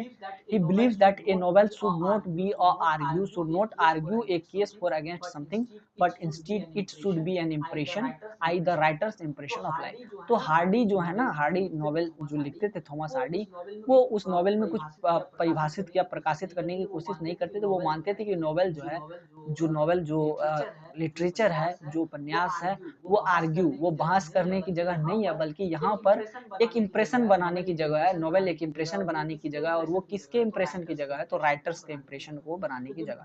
तो the impression of Hardy in the return of native is the family relationship are tragic and that the people who try to rise above their class have to suffer. तो उन्होंने एक नॉवेल लिखा द रिटर्न ऑफ नेटिव। इसके माध्यम से उन्होंने अपना impression दिखाने की कोशिश की है, और वो उसमें इसमें उन्होंने फैमिली रिलेशनशिप्स के तौर पर एक रिलेशनशिप दिखाने की कोशिश की है, एक इंप्रेशन दिखाने की कोशिश की। Human relations and aspiration. Instead of criticising society, Hardy is interested in human aspiration and relationship, love, marriage and family from the central themes of his novel. Hardy was the first novelist to explore man-woman relationship out of marriage that is caused a scandal in Victorian age। तो ऐसा है कि जो ये लिखते थे ना, तो इसमें वो समाज को क्रिटिसाइज नहीं करते थे, ठीक है। लेखन की में वो समाज को बहुत ज़्यादा दिखाते नहीं थे, लेकिन वो दिखाते थे क्या, तो ह्यूमन एस्पायरेशन, मनुष्य को दिखाते थे, उसके बीच के रिलेशनशिप को दिखाते थे, लव, प्रेम को दिखाते थे, मैरिज, विवाह संबंधी बातों को वो अपने नॉवेल में लिखते थे, और फैमिली जो प्रॉब्लम्स थी, फैमिली सिचुएशंस जो थी, वो उनको इस मतलब इन सारी बातों को वो अपने लेखन में दिखाते थे। Other feature, his novel were mostly read in Victorian age. तो ऐसा है कि इनका जो नॉवेल था थॉमस हार्डी का, मैक्सिमम नॉवेल इनका विक्टोरियन एज में लिखा गया था, as they portrait the life and culture of the middle class who has acquired money and had the leisure to read. तो ऐसा है कि इनका नॉवेल जो है ना विक्टोरियन काल में लिखा जाता था, और ऐसा है कि उस समय में ये दिखाते थे, क्या दिखाते थे, तो उस समय में नॉवेल में ये दिखाते थे मिडिल क्लास फैमिली की लाइफ कैसी है, और फिर कल्चर कैसा है, मिडिल क्लास फैमिली के रहन सहन का तरीका कैसा है, उन्हें पैसे की क्या आवश्यकता है, कैसे उनकी ज़रूरतें पूरी होती है, तो वो अपने नॉवेल में ऐसा दिखाते थे। और वो दिखाते थे कि कैसे उस समय के नॉवेल में जो है ना पुरुषों के पास समय होता था, पर्याप्त समय होता था नॉवेल को पढ़ने का। ठीक है, तो इतना क्लियर हो गया। आगे बढ़ते हैं, देखते हैं अगला डिस्कशन क्या है। अगला डिस्कशन है, अगला क्वेश्चन है, what is novel, discuss its origin and rise. देखिए दोस्तों, बीईजीसी 134 का जब हम लोग डिस्कशन कर रहे थे ना, तो मैंने आप लोगों को इसके बारे में बताया था, और ये जो है ना अभी आप लोगों के बुक में है, आर्म्स एंड द मैन के पहले ये वाला क्वेश्चन है कि नोवेल क्या है, इसका ओरिजिन क्या है, इसके राइज, इसका मतलब इसका शुरुआत कैसे होती है, इसका और विकास कैसे होता है, तो वो मैं आप लोगों को बता चुका हूँ। ठीक है, बीईजीसी 134 का जब मैं डिस्कशन कर रहा था, तो मैं इसको बताना जरूरी नहीं समझता हूँ। अगर किसी ने नहीं देखा तो बीईजीसी 134 का पहला वीडियो सीरीज देख लीजिएगा, प्लेलिस्ट में से खोज करके, वहां से आपको मिल जाएगा। हो सकता है कि मैं आप लोगों के लिए डिस्क्रिप्शन बॉक्स में भी वो लिंक डाल दूंगा, आप लोग वहां से देख लीजिएगा नॉवेल क्या है, और इसका ओरिजिन क्या है, और इसका राइज क्या है। इसका क्वेश्चन भी मैं आप लोगों को अवेलेबल करवा, क्वेश्चन आंसर जो है वो भी मैं आप लोगों को अवेलेबल करवा दूंगा। Discuss the novel writing trends in 17, 18 और 19 सेंचुरी, तो ये भी मैं आप लोगों को बता चुका था उसी वीडियो में। ठीक है, और जो डिफरेंट टाइप्स ऑफ नॉवेल थे वो भी मैंने आप लोगों को उस वीडियो में बताया था, picaresque novel, epistolary novel, psychological novel, ठीक है, गॉथिक नॉवेल, साइंटिफिक नॉवेल, फिर हिस्टोरिक नॉवेल, रीजनल नॉवेल, वो सब बातें मैंने आप लोगों को वहाँ बता दी थी, तो मुझे यहाँ नहीं बताना है क्योंकि वीडियो लंबा हो जाएगा। आगे बढ़ते हैं, right a detail summary of the novel far from the madding crowd. यह क्या है, तो ये है far from the madding crowd. इसको लिखा है किसने, तो ये लिखा है आपको क्या कहते हैं, यही थॉमस हार्डी जी ने। ठीक है, जिसके बारे में अभी हम लोगों ने चर्चा की। और सॉरी, मैंने यहाँ पर अभी आप लोगों को एक बात गलत बता दी, ये जो नोवेल तोवेल का जो ये मामला है ना, ये इसी में है। ठीक है, यही थॉमस हार्डी वाले चैप्टर में ही है। ठीक है, ब्लॉक 2 में है ये सारी बातें। तो ब्लॉक 2 में, खैर जहाँ पे भी हो, मैं आप लोगों को इसके बारे में जो भी बातें हैं वो मैं आप लोगों को बता चुका हूँ बीईजीसी 134 के पहले वीडियो सीरीज में, और इसका क्वेश्चन आंसर मैं आप लोगों को अवेलेबल करवा के दे दूंगा, डोंट वरी। ठीक है, आगे डिटेल समरी तो मैंने पहले ही बता दिया, यहाँ पर सारी बातें लिखी गई है, इसको बताने की आवश्यकता है नहीं। Brief character sketch of Gabriel Oak, यहाँ पर गैब्रियल होगा, यहाँ मैंने गलती कर दिया, गैब्रियल होना चाहिए, ये रही स्पेलिंग, तो आप लोग ये सही सुधार लीजिएगा। तो गैब्रियल ओक और बाथशेबा एवर्डीन का कैरेक्टर बताना है ब्रीफ में, या आपको कमेंट करने के लिए बोल सकता है कि comment on the character of Gabriel Oak और बाथशेबा एवर्डीन। ठीक है, छोटा सा पूछेगा, 5-7 नंबर का पूछेगा, तो इतना पर्याप्त है। तो आप लोग जानते हैं कि जानते ही होंगे कि गैब्रियल ओक क्या था, तो एक फार्मर था, एक किसान था, एक शेफर्ड था, एक ग्रेडिया था, और एक बैलिफ था। बैलिफ के बारे में मैंने आप लोगों को नहीं बताया। बैलिफ क्या होता है ना, एक छोटा मोटा अधिकारी होता है जो कि सरकारी पैसे वसूलने का काम करता है। होता है कि ऐसा है कि कोई कोई किसी ने सरकारी पैसा ले रखा है, तो वो वसूलने का काम गैब्रियल ओक किया करता था। ठीक है, और इसके बारे में इसको एनिमल्स की अच्छी खासी समझ थी, एनिमल्स को अच्छे से डील करता था, फार्मिंग की अच्छी खासी समझ थी, ये सब तो मैं बता ही चुका हूँ। बाथशेबा एवर्डीन के बारे में भी बता चुका हूँ, समरी बता रहा था तो सारी बातें बता ही दी थी, तो ये सब बताने की आवश्यकता है नहीं, ठीक है। तो ये सब आप लोग देख लीजिएगा और आगे देखते हैं आगे क्या डिस्कस करना है। Right a biographical sketch of George Bernard show, इन्होंने ही आपके बुक में लिखा है एक ड्रामा, एक लव वाला ड्रामा है ये, आर्म्स एंड द मैन, ठीक है। तो ये जॉर्ज बेनार्ड शो जो थे ना, ये डबलिन में जन्मे थे और ये एक सिविल सर्वेंट के मतलब लोक सेवक या कह ले कि जनता के सेवक के बेटे थे, ठीक है। और ये जो है ना, इनका एजुकेशन इरेगुलर था, इन्होंने पर्याप्त मतलब या कह ले कि सामान्य तौर पर या एक सीक्वेंस में एक लाइन से शिक्षा प्राप्त नहीं की थी, क्योंकि इनको जो है ना ऑर्गेनाइज्ड रूप से मतलब सीक्वेंस वाली पढ़ाई पसंद नहीं थी, ठीक है। ये एकदम जब मन होता था पढ़ते थे, जब मन होता था नहीं पढ़ते थे, ठीक है। बाद में जब इन्होंने काम स्टार्ट किया तो इन्होंने एक स्टेट एजेंट, स्टेट समझते हैं, स्टेट मतलब साम्राज्य, ठीक है। मतलब ऐसा है कि यह एक स्टेट साम्राज्य के एजेंट के ऑफिस में काम करते थे, ठीक है। और उसके बाद धीरे धीरे ये मूव करते हैं, लंदन में जाते हैं। लंदन में एक यंग मैन के तौर पर इन्होंने खुद को एक अपने खुद को एस्टेब्लिश किया, ठीक है। एक लीडिंग म्यूजिक और थिएटर क्रिटिक, ठीक है, एक आलोचक बने। ये म्यूजिक पर ये आलोचना पेश करते थे और थिएटर ड्रामा पर ये आलोचना पेश करते थे, ठीक है। और ये कब करते थे तो 18 एंड 19, ठीक है, उस समय में 18वीं और 19वीं शताब्दी, 18वीं सदी के अंत में और 19वीं सदी के शुरुआत के समय में ये ऐसा काम करते थे। और बाद में ये बहुत बड़े मेंबर बन गए फेबियन सोसाइटी के, और फिर बाद में इन्होंने फेबियन सोसाइटी से अपने बहुत सारे पैम्फलेट्स छपवाए, ठीक है। और बाद में इन्होंने अपना नोवेलिस्ट का करियर स्टार्ट किया था, ठीक है। और फिर as a fervent advocate of the new theater of Ibsen, the quintessence of Ibsenism, 19 he decided to write plays in order to illustrate his criticism of the English history। तो ऐसा है कि बाद में इन्होंने लेखन स्टार्ट किया नोवेलिस्ट के तौर पर, ठीक है। उन्होंने इब्सेन नाम के थिएटर से अपना काम स्टार्ट किया था और उन्होंने बाद में ये डिसाइड किया कि हम जो लेखन करेंगे उसमें हम केवल और केवल क्रिटिसिज्म को दिखाएंगे, आलोचकता को दिखाएंगे, और इंग्लिश में जितनी आलोचकताएं पाई जाती है वो दिखाएंगे। His earliest drama were called appropriately plays pleasant and unpleasant. कुछ लोगों को इसके जो शुरुआती ड्रामा है वो पसंद आए, कुछ लोगों को पसंद नहीं आए। Among these, Widower's House and Mrs. Warren's Profession severely attack social hypocrisy, while in plays such as Arms and the Man of Destiny, the criticism is less fierce, shows radical rationalism is utter and nowhere more openly than in the famous discourse of the life force Don Juan in Hell, the third act of the dramatization of woman's love chase of men and Superman. In the play of later period discussion sometimes draws the drama in back to Methuselah, although in the same period he worked on the masterpiece Saint John, in which he writes the well-known story of French maiden and extends it from the middle age to the present। तो ऐसा है कि इन्होंने बाद के दौर में बहुत से लेखन किए, ठीक है।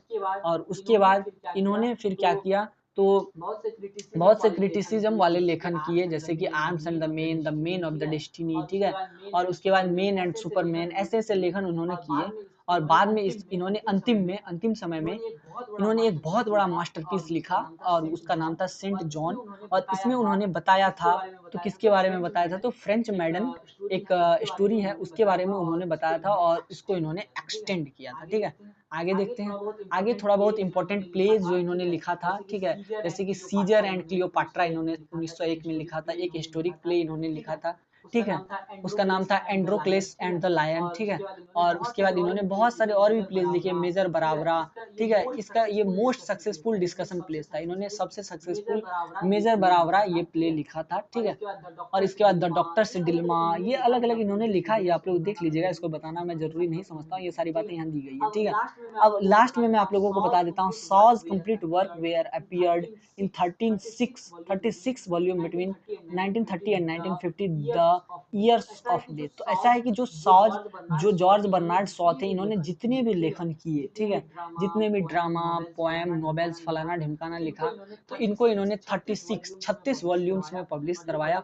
और ये पब्लिश इन्होंने 1930 से 1950 के बीच में करवाया, ठीक है। और उसके बाद ये इनके जीवन का अंतिम समय था और इनकी मृत्यु कब हो जाती है तो 2 नवंबर 1950 में इनकी मौत हो जाती है। इतना क्लियर है। Write a brief summary of the drama, Arms and the Men, and also analyze it। तो brief summary Catherine Petkoff, Sergius Petkoff, Louka, उसके बाद सर्जियस सेरेनॉफ था शायद, सेरेनॉफ, फिर मेजर पॉल पेटकॉफ, ब्लंचली, सारी बातें मैंने आप लोगों को बता दिया, समरी मैंने आप लोगों को बता दिया, तो इसको बताना मैं जरूरी नहीं समझता हूँ। इसमें एक्ट था, एक्ट मैं आप लोगों को बता देता हूँ। तो देखिए दोस्तों, ऐसा है सॉरी मैं पानी नहीं पी पाता हूँ इतना लंबा वीडियो बनाने में, तो थोड़ी बहुत दिक्कत आ जाती है, ठीक है। खैर मुद्दे पर आते हैं। तो इसमें 3 एक्ट है, शायद 3 एक्ट का ये पूरा का पूरा नॉवेल है। पहला वाला एक्ट है आपको कहते हैं, क्या कहते हैं, पहला वाला एक्ट है युद्ध का, और रैना और सर्जियस, रैना की माता और रैना पेटकॉफ, कैथरीन पेटकॉफ और रैना पेटकॉफ के बीच का जो डिस्कशन होता है घर के अंदर, और उसी बीच में जो वो सिपाही घुस जाता है, तो वो वाला पहला सीन है, ठीक है। और दूसरा वाला जो सीन है, दूसरा वाला जो एक्ट है, उसमें क्या होता है कि अब मेजर पेटकॉफ घर आ गए हैं, रैना के पिताजी, सर्जियस सेरेनोव भी घर आ गए हैं, और ये सभी मिलकर के आपस में बातचीत कर रहे हैं और लविंग बातें कर रहे हैं, ठीक है। तो ये है, और इसी बीच में एंट्री हो जाती है किसकी, तो कैप्टन ब्लंचली की, ठीक है। और कैप्टन ब्लंचली क्यों आते हैं, तो कोर्ट रिटर्न करने के लिए। और तीसरा वाला जो लास्ट एक्ट है, उसमें क्या होता है कि यहाँ पर होता है एक सर्जियस सेरेनोव होते हैं, लाउका होती है, और उसी के साथ साथ क्या कहते हैं, तीसरे वाले एक्ट में सर्जियस सेरेनोव, लाउका, और उसके बाद रैना पेटकॉफ, और उसके बाद कैप्टन ब्लंचली, इन सभी की शादी हो जाती है अलग अलग। अब थोड़ा सा मुद्दा बच जाता है निकोला का, जो कि एक गरीब सर्वेंट होता है, और इसको प्रेम होता है किससे, तो लाउका से। लाउका इसको रिजेक्ट कर देती है। तो ये वाला इसमें बताया गया, ठीक है। तो लास्ट एक्ट में ज्यादा कुछ है नहीं, तीनों एक्ट के बारे में आपसे पूछ सकता है एनालिसिस, तो आप लोग एनालिसिस कर दीजिएगा, ठीक है। अब describe about the Victorian age of literature, ये सबसे इंपॉर्टेंट है। इसमें एक ही क्वेश्चन के अंदर बहुत सारे क्वेश्चंस हैं, आप लोग इसको देख लीजिए, समझ लीजिए। मैं इसको बताने के बाद वीडियो सेशन को समाप्त करूंगा। तो ऐसा कि the Victorian period of literature रफली coincides with the years that Queen Victoria ruled Great Britain and its empire. During this era, Britain were transformed from a predominantly rural agricultural society into an urban industrial stage. New technology like railroad and steam printing press united Britons both physically and intellectually. Although now the period is popularly known as time of supreme conservative moral values, the Victorians perceived their world as rapidly changing.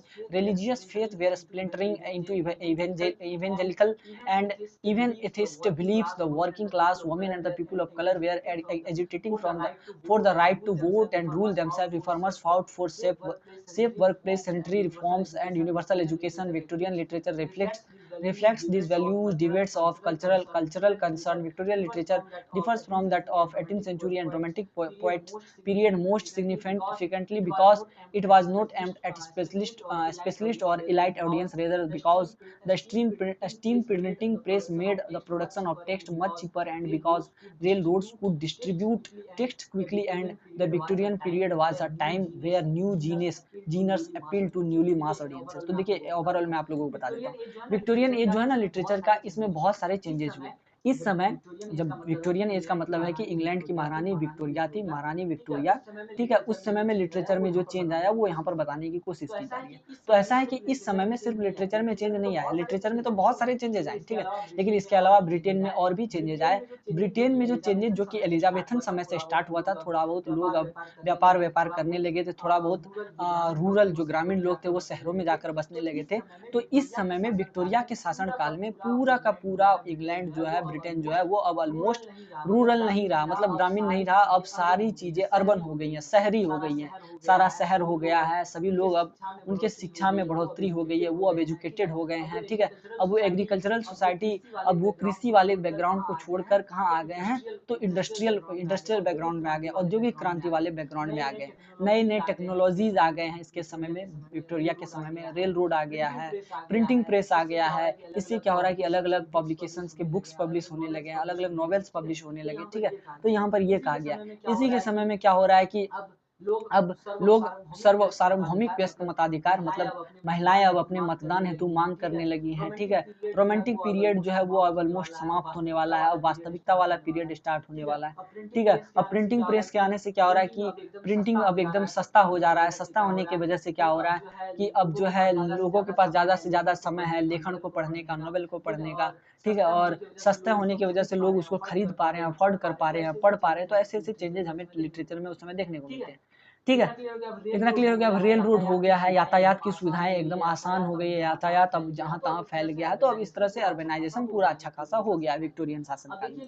अब देखिए literature में सबसे पहला परिवर्तन हमें Victorian शासन काल में देखने को मिलता है पोएट्री में। ठीक है, poetry was one of the most popular Zener off the Victorian period. Victorian period में पोएट्री सबसे पॉपुलर जीनर के तौर पर उभर कर आया। विक्टोरियन पीरियड में सबसे ज्यादा पोएट्री कविताएं लिखी गई और सबसे ज्यादा नॉवेल लिखा गया था, याद रखिएगा। ठीक है, नोबेल का अगर अगर गोल्डन ईरा पूछा जाए तो बताया जाता है नोबेल का गोल्डन ईरा क्या था, तो यही विक्टोरियन एज था। ठीक है, बहुत सारे रोमांटिक पोएट हुए जैसे कि विलियम वर्ड्सवर्थ हुए जो कि नेचर लवर थे। ठीक है, इन्होंने बहुत सारे पोएम लिखे। ठीक है, नेचर को आधार मानकर इन्होंने बहुत सारे पोएम लिखे और इन्होंने नैरेटिव पोएट्री की स्थापना की। मतलब इन्होंने नैरेटिव कथा के तौर पर पोएम लिखना स्टार्ट किया।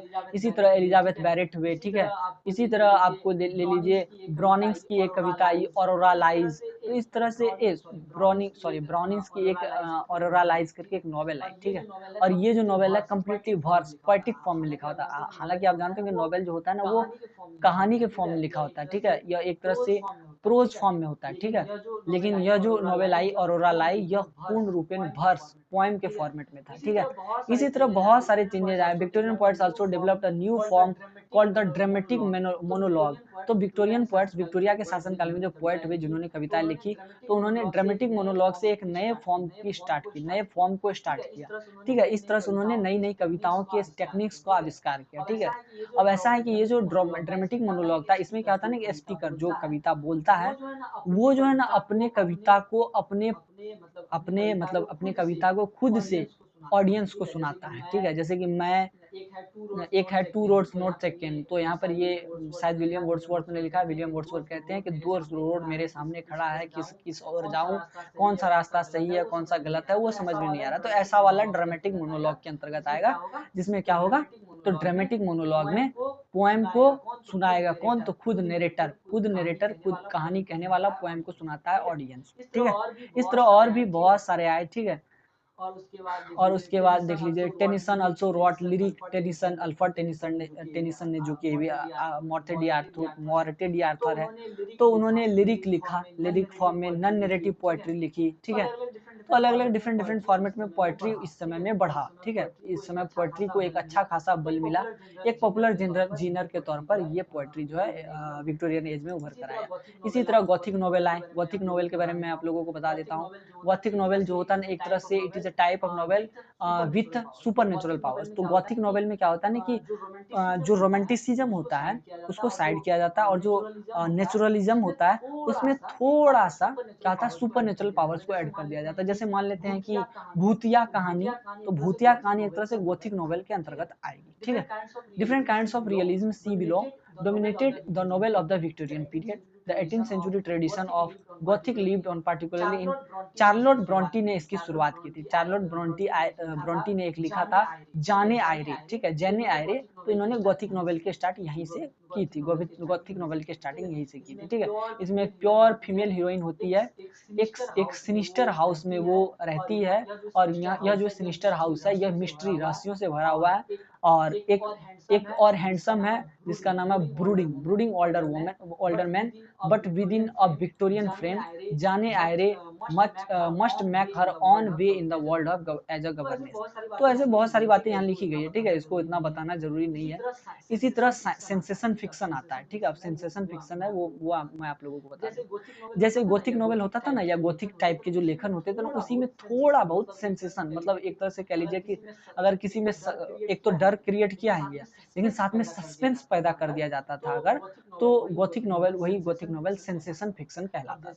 अब जैसे कि गोथिक नॉवेल है किसी में, जैसे भूतिया कहानी है। ठीक है, अब आगे क्या होगा, जैसे कि एक भूत है वो एक लड़का को खोज रहा है। ठीक है, उसको मारना है, अब वो मार नहीं पा रहा है तो अब लड़का कहीं छिप जाता है जाके। अब वो भूत करे तो करेगा कैसे, खोजे। तो यहाँ पर एक सस्पेंस क्रिएट हो रहा है कि वो मार पाएगा या नहीं मार पाएगा। तो इस तरह से सस्पेंसफुल अगर जो कोई नॉवेल होता है जो कि गोथिक टाइप का नॉवेल होता है, सस्पेंसफुल गोथिक टाइप नॉवेल जो है ना वो सेंसेशन फिक्शन के अंतर्गत आएगा।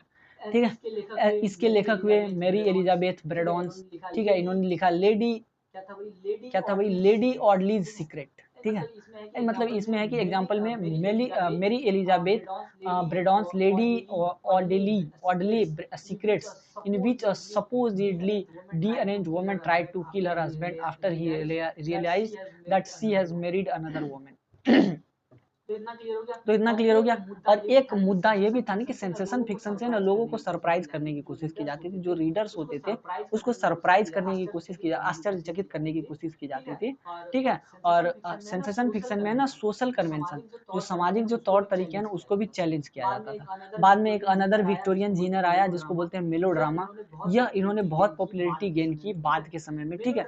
मेलोड्रामा क्या करता था, तो ये कैरेक्टर्स को अलग अलग डिवाइड कर देता था, ठीक है। और उसके बाद जो है ना कैरेक्टर्स के अंदर इमोशन डाल देता था, भावनाओं को डाल देता था। और भावनाओं को डालने के बाद लोगों के दिल में एक तरह से कह लें कि इमोशंस या कह लें कि एक तरह से क्यूरियसिटी क्रिएट करता था फिक्शन को पढ़ने के लिए, ठीक है। तो ये मेलोड्रामा हो गया। बाद में जर्नलिज्म और पेरियोडिकल राइटिंग आया, तो चूंकि अब क्या कहते हैं, सॉरी, विक्टोरियन एज में प्रिंटिंग प्रेस आ गया था। प्रिंटिंग प्रेस आने से क्या हो गया कि मतलब अब बहुत कम पैसे में प्रिंटिंग होने लगा, ठीक है। अब प्रिंटिंग कम पैसे में होने लगा तो उस समय में एक नया जीनर आया, जर्नलिज्म, पत्रकारिता उभर कर आई, ठीक है। अलग अलग लेखक हुए, एसेइस्ट हुए, जैसे जॉन रस्किन, थॉमस कार्लाइल थे शायद, थॉमस बेबिंगटन, उसके बाद स्टुअर्ट मिल, उसके बाद मैथ्यू आर्नोल्ड। तो इन्होंने अलग अलग तरीके से क्या क्या नॉन फिक्शन प्रोज लिखा, मतलब इन्होंने वास्तविकता को आधार मानकर, जैसे फिक्शन और नॉन फिक्शन दो तरह के लेखन होते हैं। फिक्शन हुआ जिसमें कि कल्पना भरी हुई है, ठीक है। नॉन फिक्शन हुआ वास्तविक, जैसे एस्से लिखते हैं कोई अगर बायोग्राफी लिखता है तो वो वास्तविक होता है। तो इस समय में जर्नलिज्म, पत्रकारिता और पेरियोडिकल राइटिंग करके दो जीनर बहुत पॉपुलर हुए। जर्नलिज्म मतलब अब कोई घटना घटित हुई, ठीक है, उसको रिपोर्ट बनाकर लिख दिया गया विक्टोरियन एज में, मतलब एक तरह से समाचार पत्र के फॉर्मेट में प्रतिपादित कर दिया गया, तो जर्नलिज्म आया। फिर पेरियोडिकल राइटिंग आया। बहुत से लेखक सामान्य तौर पर क्या करते थे कि एक वॉल्यूम में, जैसे कि आज एक पार्ट पब्लिश किया पेपर में, फिर अगले दिन दूसरा पार्ट पब्लिश करते, ऐसे ऐसे वो अपना अपना लेखन करने लगे। और इसी जर्नलिज्म और पेरियोडिक के अंतर्गत क्या हुआ कि नॉन फिक्शनल राइटिंग के स्टार्ट हुई, वास्तविकता से संबंधित लेखन के स्टार्ट हुई। और उसके उसके स्टार्ट करने वाले थे John Ruskin, Thomas Carlyle, John Stuart Mill. तो इन्होंने एकदम रियल वाले एसेज लिखने स्टार्ट कर दिए, ठीक है। उसके बाद इन्होंने बायोग्राफीज ये सब लिखने स्टार्ट कर दिए। तो इस तरह से जर्नलिज्म और पेरियोडिक राइटिंग का भी एक अच्छा खासा हिस्सा बन गया विक्टोरियन लिटरेचर का, ठीक है। इसी तरह चिल्ड्रन लिटरेचर में भी परिवर्तन आया। बहुत से golden age of children literature कहा जाता है विक्टोरियन एज को, ठीक है, क्योंकि इसमें लेविस कार्लोल्स और ने एलाइस एडवेंचर्स इन वंडरलैंड करके ऐसा कविता कहानी छोटे मोटे बच्चों के लिए लिखना स्टार्ट कर दिया, ठीक है। थ्रू द लुकिंग ग्लास, ऐसे ऐसे बहुत से मतलब लेखन जो है उस समय में होने लगे चिल्ड्रंस के लिए, ठीक है। तो चिल्ड्रन लिटरेचर्स भी एक पॉपुलर जीनर के तौर पर विक्टोरियन एज में उभर कर सामने आया। अब है द फिन डी सील, ठीक है, द फिन डी साइकिल बोल सकते हैं इसको। तो यह लास्ट पार्ट था विक्टोरियन पीरियड का। यह रफली 1880 से 1900 के बीच में हुआ।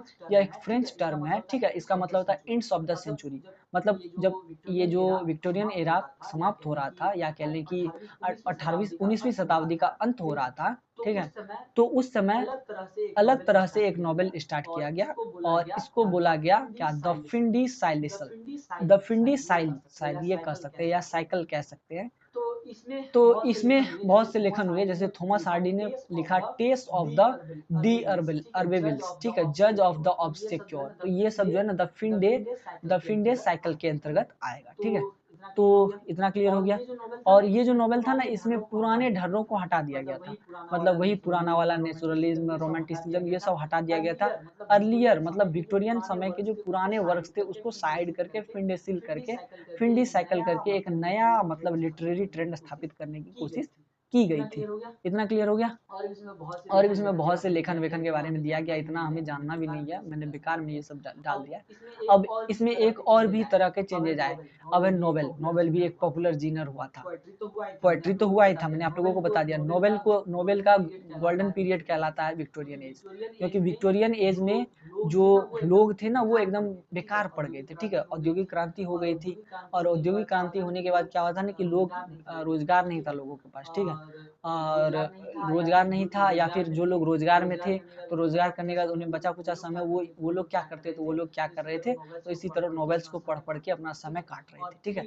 और ट्रिपल डेकर या 3 डेकर के नाम से या 3 वॉल्यूम्स ऐसे ऐसा है कि अलग अलग वॉल्यूम्स में पेपर में नॉवेल्स जो है अब इस समय पब्लिश होने लगा था, ठीक है। जैसे कि the rising of lending libraries और उसके बाद अलग अलग और भी आए, ठीक है। विक्टोरियन एज में बहुत से नॉवेल लिखे गए ट्रिपल डेकर फॉर्मेट में, फिर सिंगल फॉर्मेट में, क्योंकि पेपर आ गया था तो सिंगल एक ही बार में सारा लिख दिया गया। तो अलग अलग रियलिज्म, अलग अलग वास्तविकताओं का आधार मानकर नॉवेल भी लिखा गया था। Realism which aims to portray realistic event happening to realistic people in realistic way was the dominant narrative mood of the Victorian novel. तो विक्टोरियन नॉवेल, तो विक्टोरियन के समय में विक्टोरियन नॉवेल में क्या होता था ना कि रियलिज्म को दिखाया जाता था। मतलब उसमें जो कैरेक्टर्स होते थे वो एक्चुअली बहुत हद तक रियल होते थे, ठीक है। और वो एक रियलिस्टिक घटना को बखान करते थे, रियलिस्टिक घटना के बारे में बताते थे। उसी में से एक है सटारिकल रियलिज्म। तो सटारिकल रियलिज्म का मतलब होता है कि a mode that emphasize the worst qualities of each character and suggest that the world or Vanity Fair is a dark or unfair place। तो ऐसा है कि सेट्राइकल रियलिज्म में ये दिखाया जाता था कि उसके अंदर जो कैरेक्टर होते थे उसके अंदर बहुत खराब गुण होते थे, ठीक है। उसमें जो प्रोटैगोनिस्ट होता था, जो हीरो होता था, वो एक तरह से खराब गुण वाला होता था, ठीक है। और उसके बाद वो उसके माध्यम से ये बताने की कोशिश की जाती थी कि मतलब नोवेल के माध्यम से ये जो संसार है ना, ये संसार एकदम बेकार है, ठीक है। ये अंधेरों वाला संसार है, यहाँ पर किसी का कोई भला नहीं चाहता, सब एक दूसरे के पीछे पड़े हुए, एक दूसरे को मार के सब आगे जाने में लगे हुए। दूसरा है क्या है भाई, साइकोलॉजिकल रियलिज्म। तो साइकोलॉजिकल रियलिज्म पे भी नॉवेल लिखे गए थे, ठीक है। तो ऐसा है कि साइकोलॉजिकल रियलिज्म जो है ना वो portraying the rich inner life of characters. तो इस फॉर्मेट में जो नॉवेल लिखे गए थे उसमें बताया गया था कि किस तरह से कोई कैरेक्टर जो है वो रीच है अपने लाइफ में, ठीक है, अमीर है अपने थाउट में, अपने बुद्धि के लिए अमीर है, अपने फीलिंग्स के लिए अमीर है, अपने मोटिवेशंस के माध्यम से अमीर है, ठीक है, या फिर पैसे से अमीर है। तो इसी फॉर्मेट में लिखा करते थे जॉर्ज इलियट। इन्होंने लिखा था मिडिल मार्च, ठीक है। तो ये साइकोलॉजिकल रियलिज्म को दिखाता है। अब आपसे कमेंट करने को भी पूछ सकता है कि सेटराइकल रियलिज्म पर कमेंट कीजिए, साइकोलॉजिकल रियलिज्म पर कमेंट कीजिए, या विक्टोरियल नॉवेल के बारे में बताइए, तो आप लोग बता सकते हैं, ठीक है। आगे सोशल रियलिज्म। तो सोशल रियलिज्म में क्या होता था ना कि समाज में जो मौजूद विकृतताएं हैं, जो असमानताएं हैं, जो भेदभाव है ना, उसको दिखाया जाता था सोशल रियलिज्म वाले नॉवेल के माध्यम से। या नॉवेल या सोशल रियलिज्म वाले जो लेखन होते थे, जो फिक्शंस होते थे, जो नॉन फिक्शंस होते थे, जो राइटिंग्स होते थे, जैसे कि इसमें लिखा था चार्ल्स डिकेंस ने, ठीक है। और ओलिवर ट्विस्ट करके एक नॉवेल आया था, तो ओलिवर ट्विस्ट चार्ल्स डिकेंस ने लिखा था। इसमें उन्होंने बताया था कि किस तरह से जो अनाथ होते हैं ना उसके साथ बुरा व्यवहार किया जाता है समाज में, ठीक है। तो सोशल रियलिज्म। इंडस्ट्रियल नॉवेल, चूंकि मैंने बताया कि उस समय औद्योगिक क्रांति हो गई थी। औद्योगिक क्रांति होने के बाद बहुत से जो मजदूर होते थे उनसे ज्यादा काम लिया जाता था, कम पैसे दिए जाते थे। तो इसी को आधार मानकर बहुत से नॉवेल लिखे गए थे। जैसे कि चार्ल्स डिकेंस ने हार्ड टाइम्स करके एक नॉवेल लिखा था, या हार्ड टाइम्स करके एक फिक्शन लिखा था, ठीक है। एलिजाबेथ गैस्केल ने लिखा था नॉर्थ एंड साउथ, ये एक फिक्शन था। तो डिफरेंट डिफरेंट जो नॉवेल्स जो है उस समय में लिखे गए।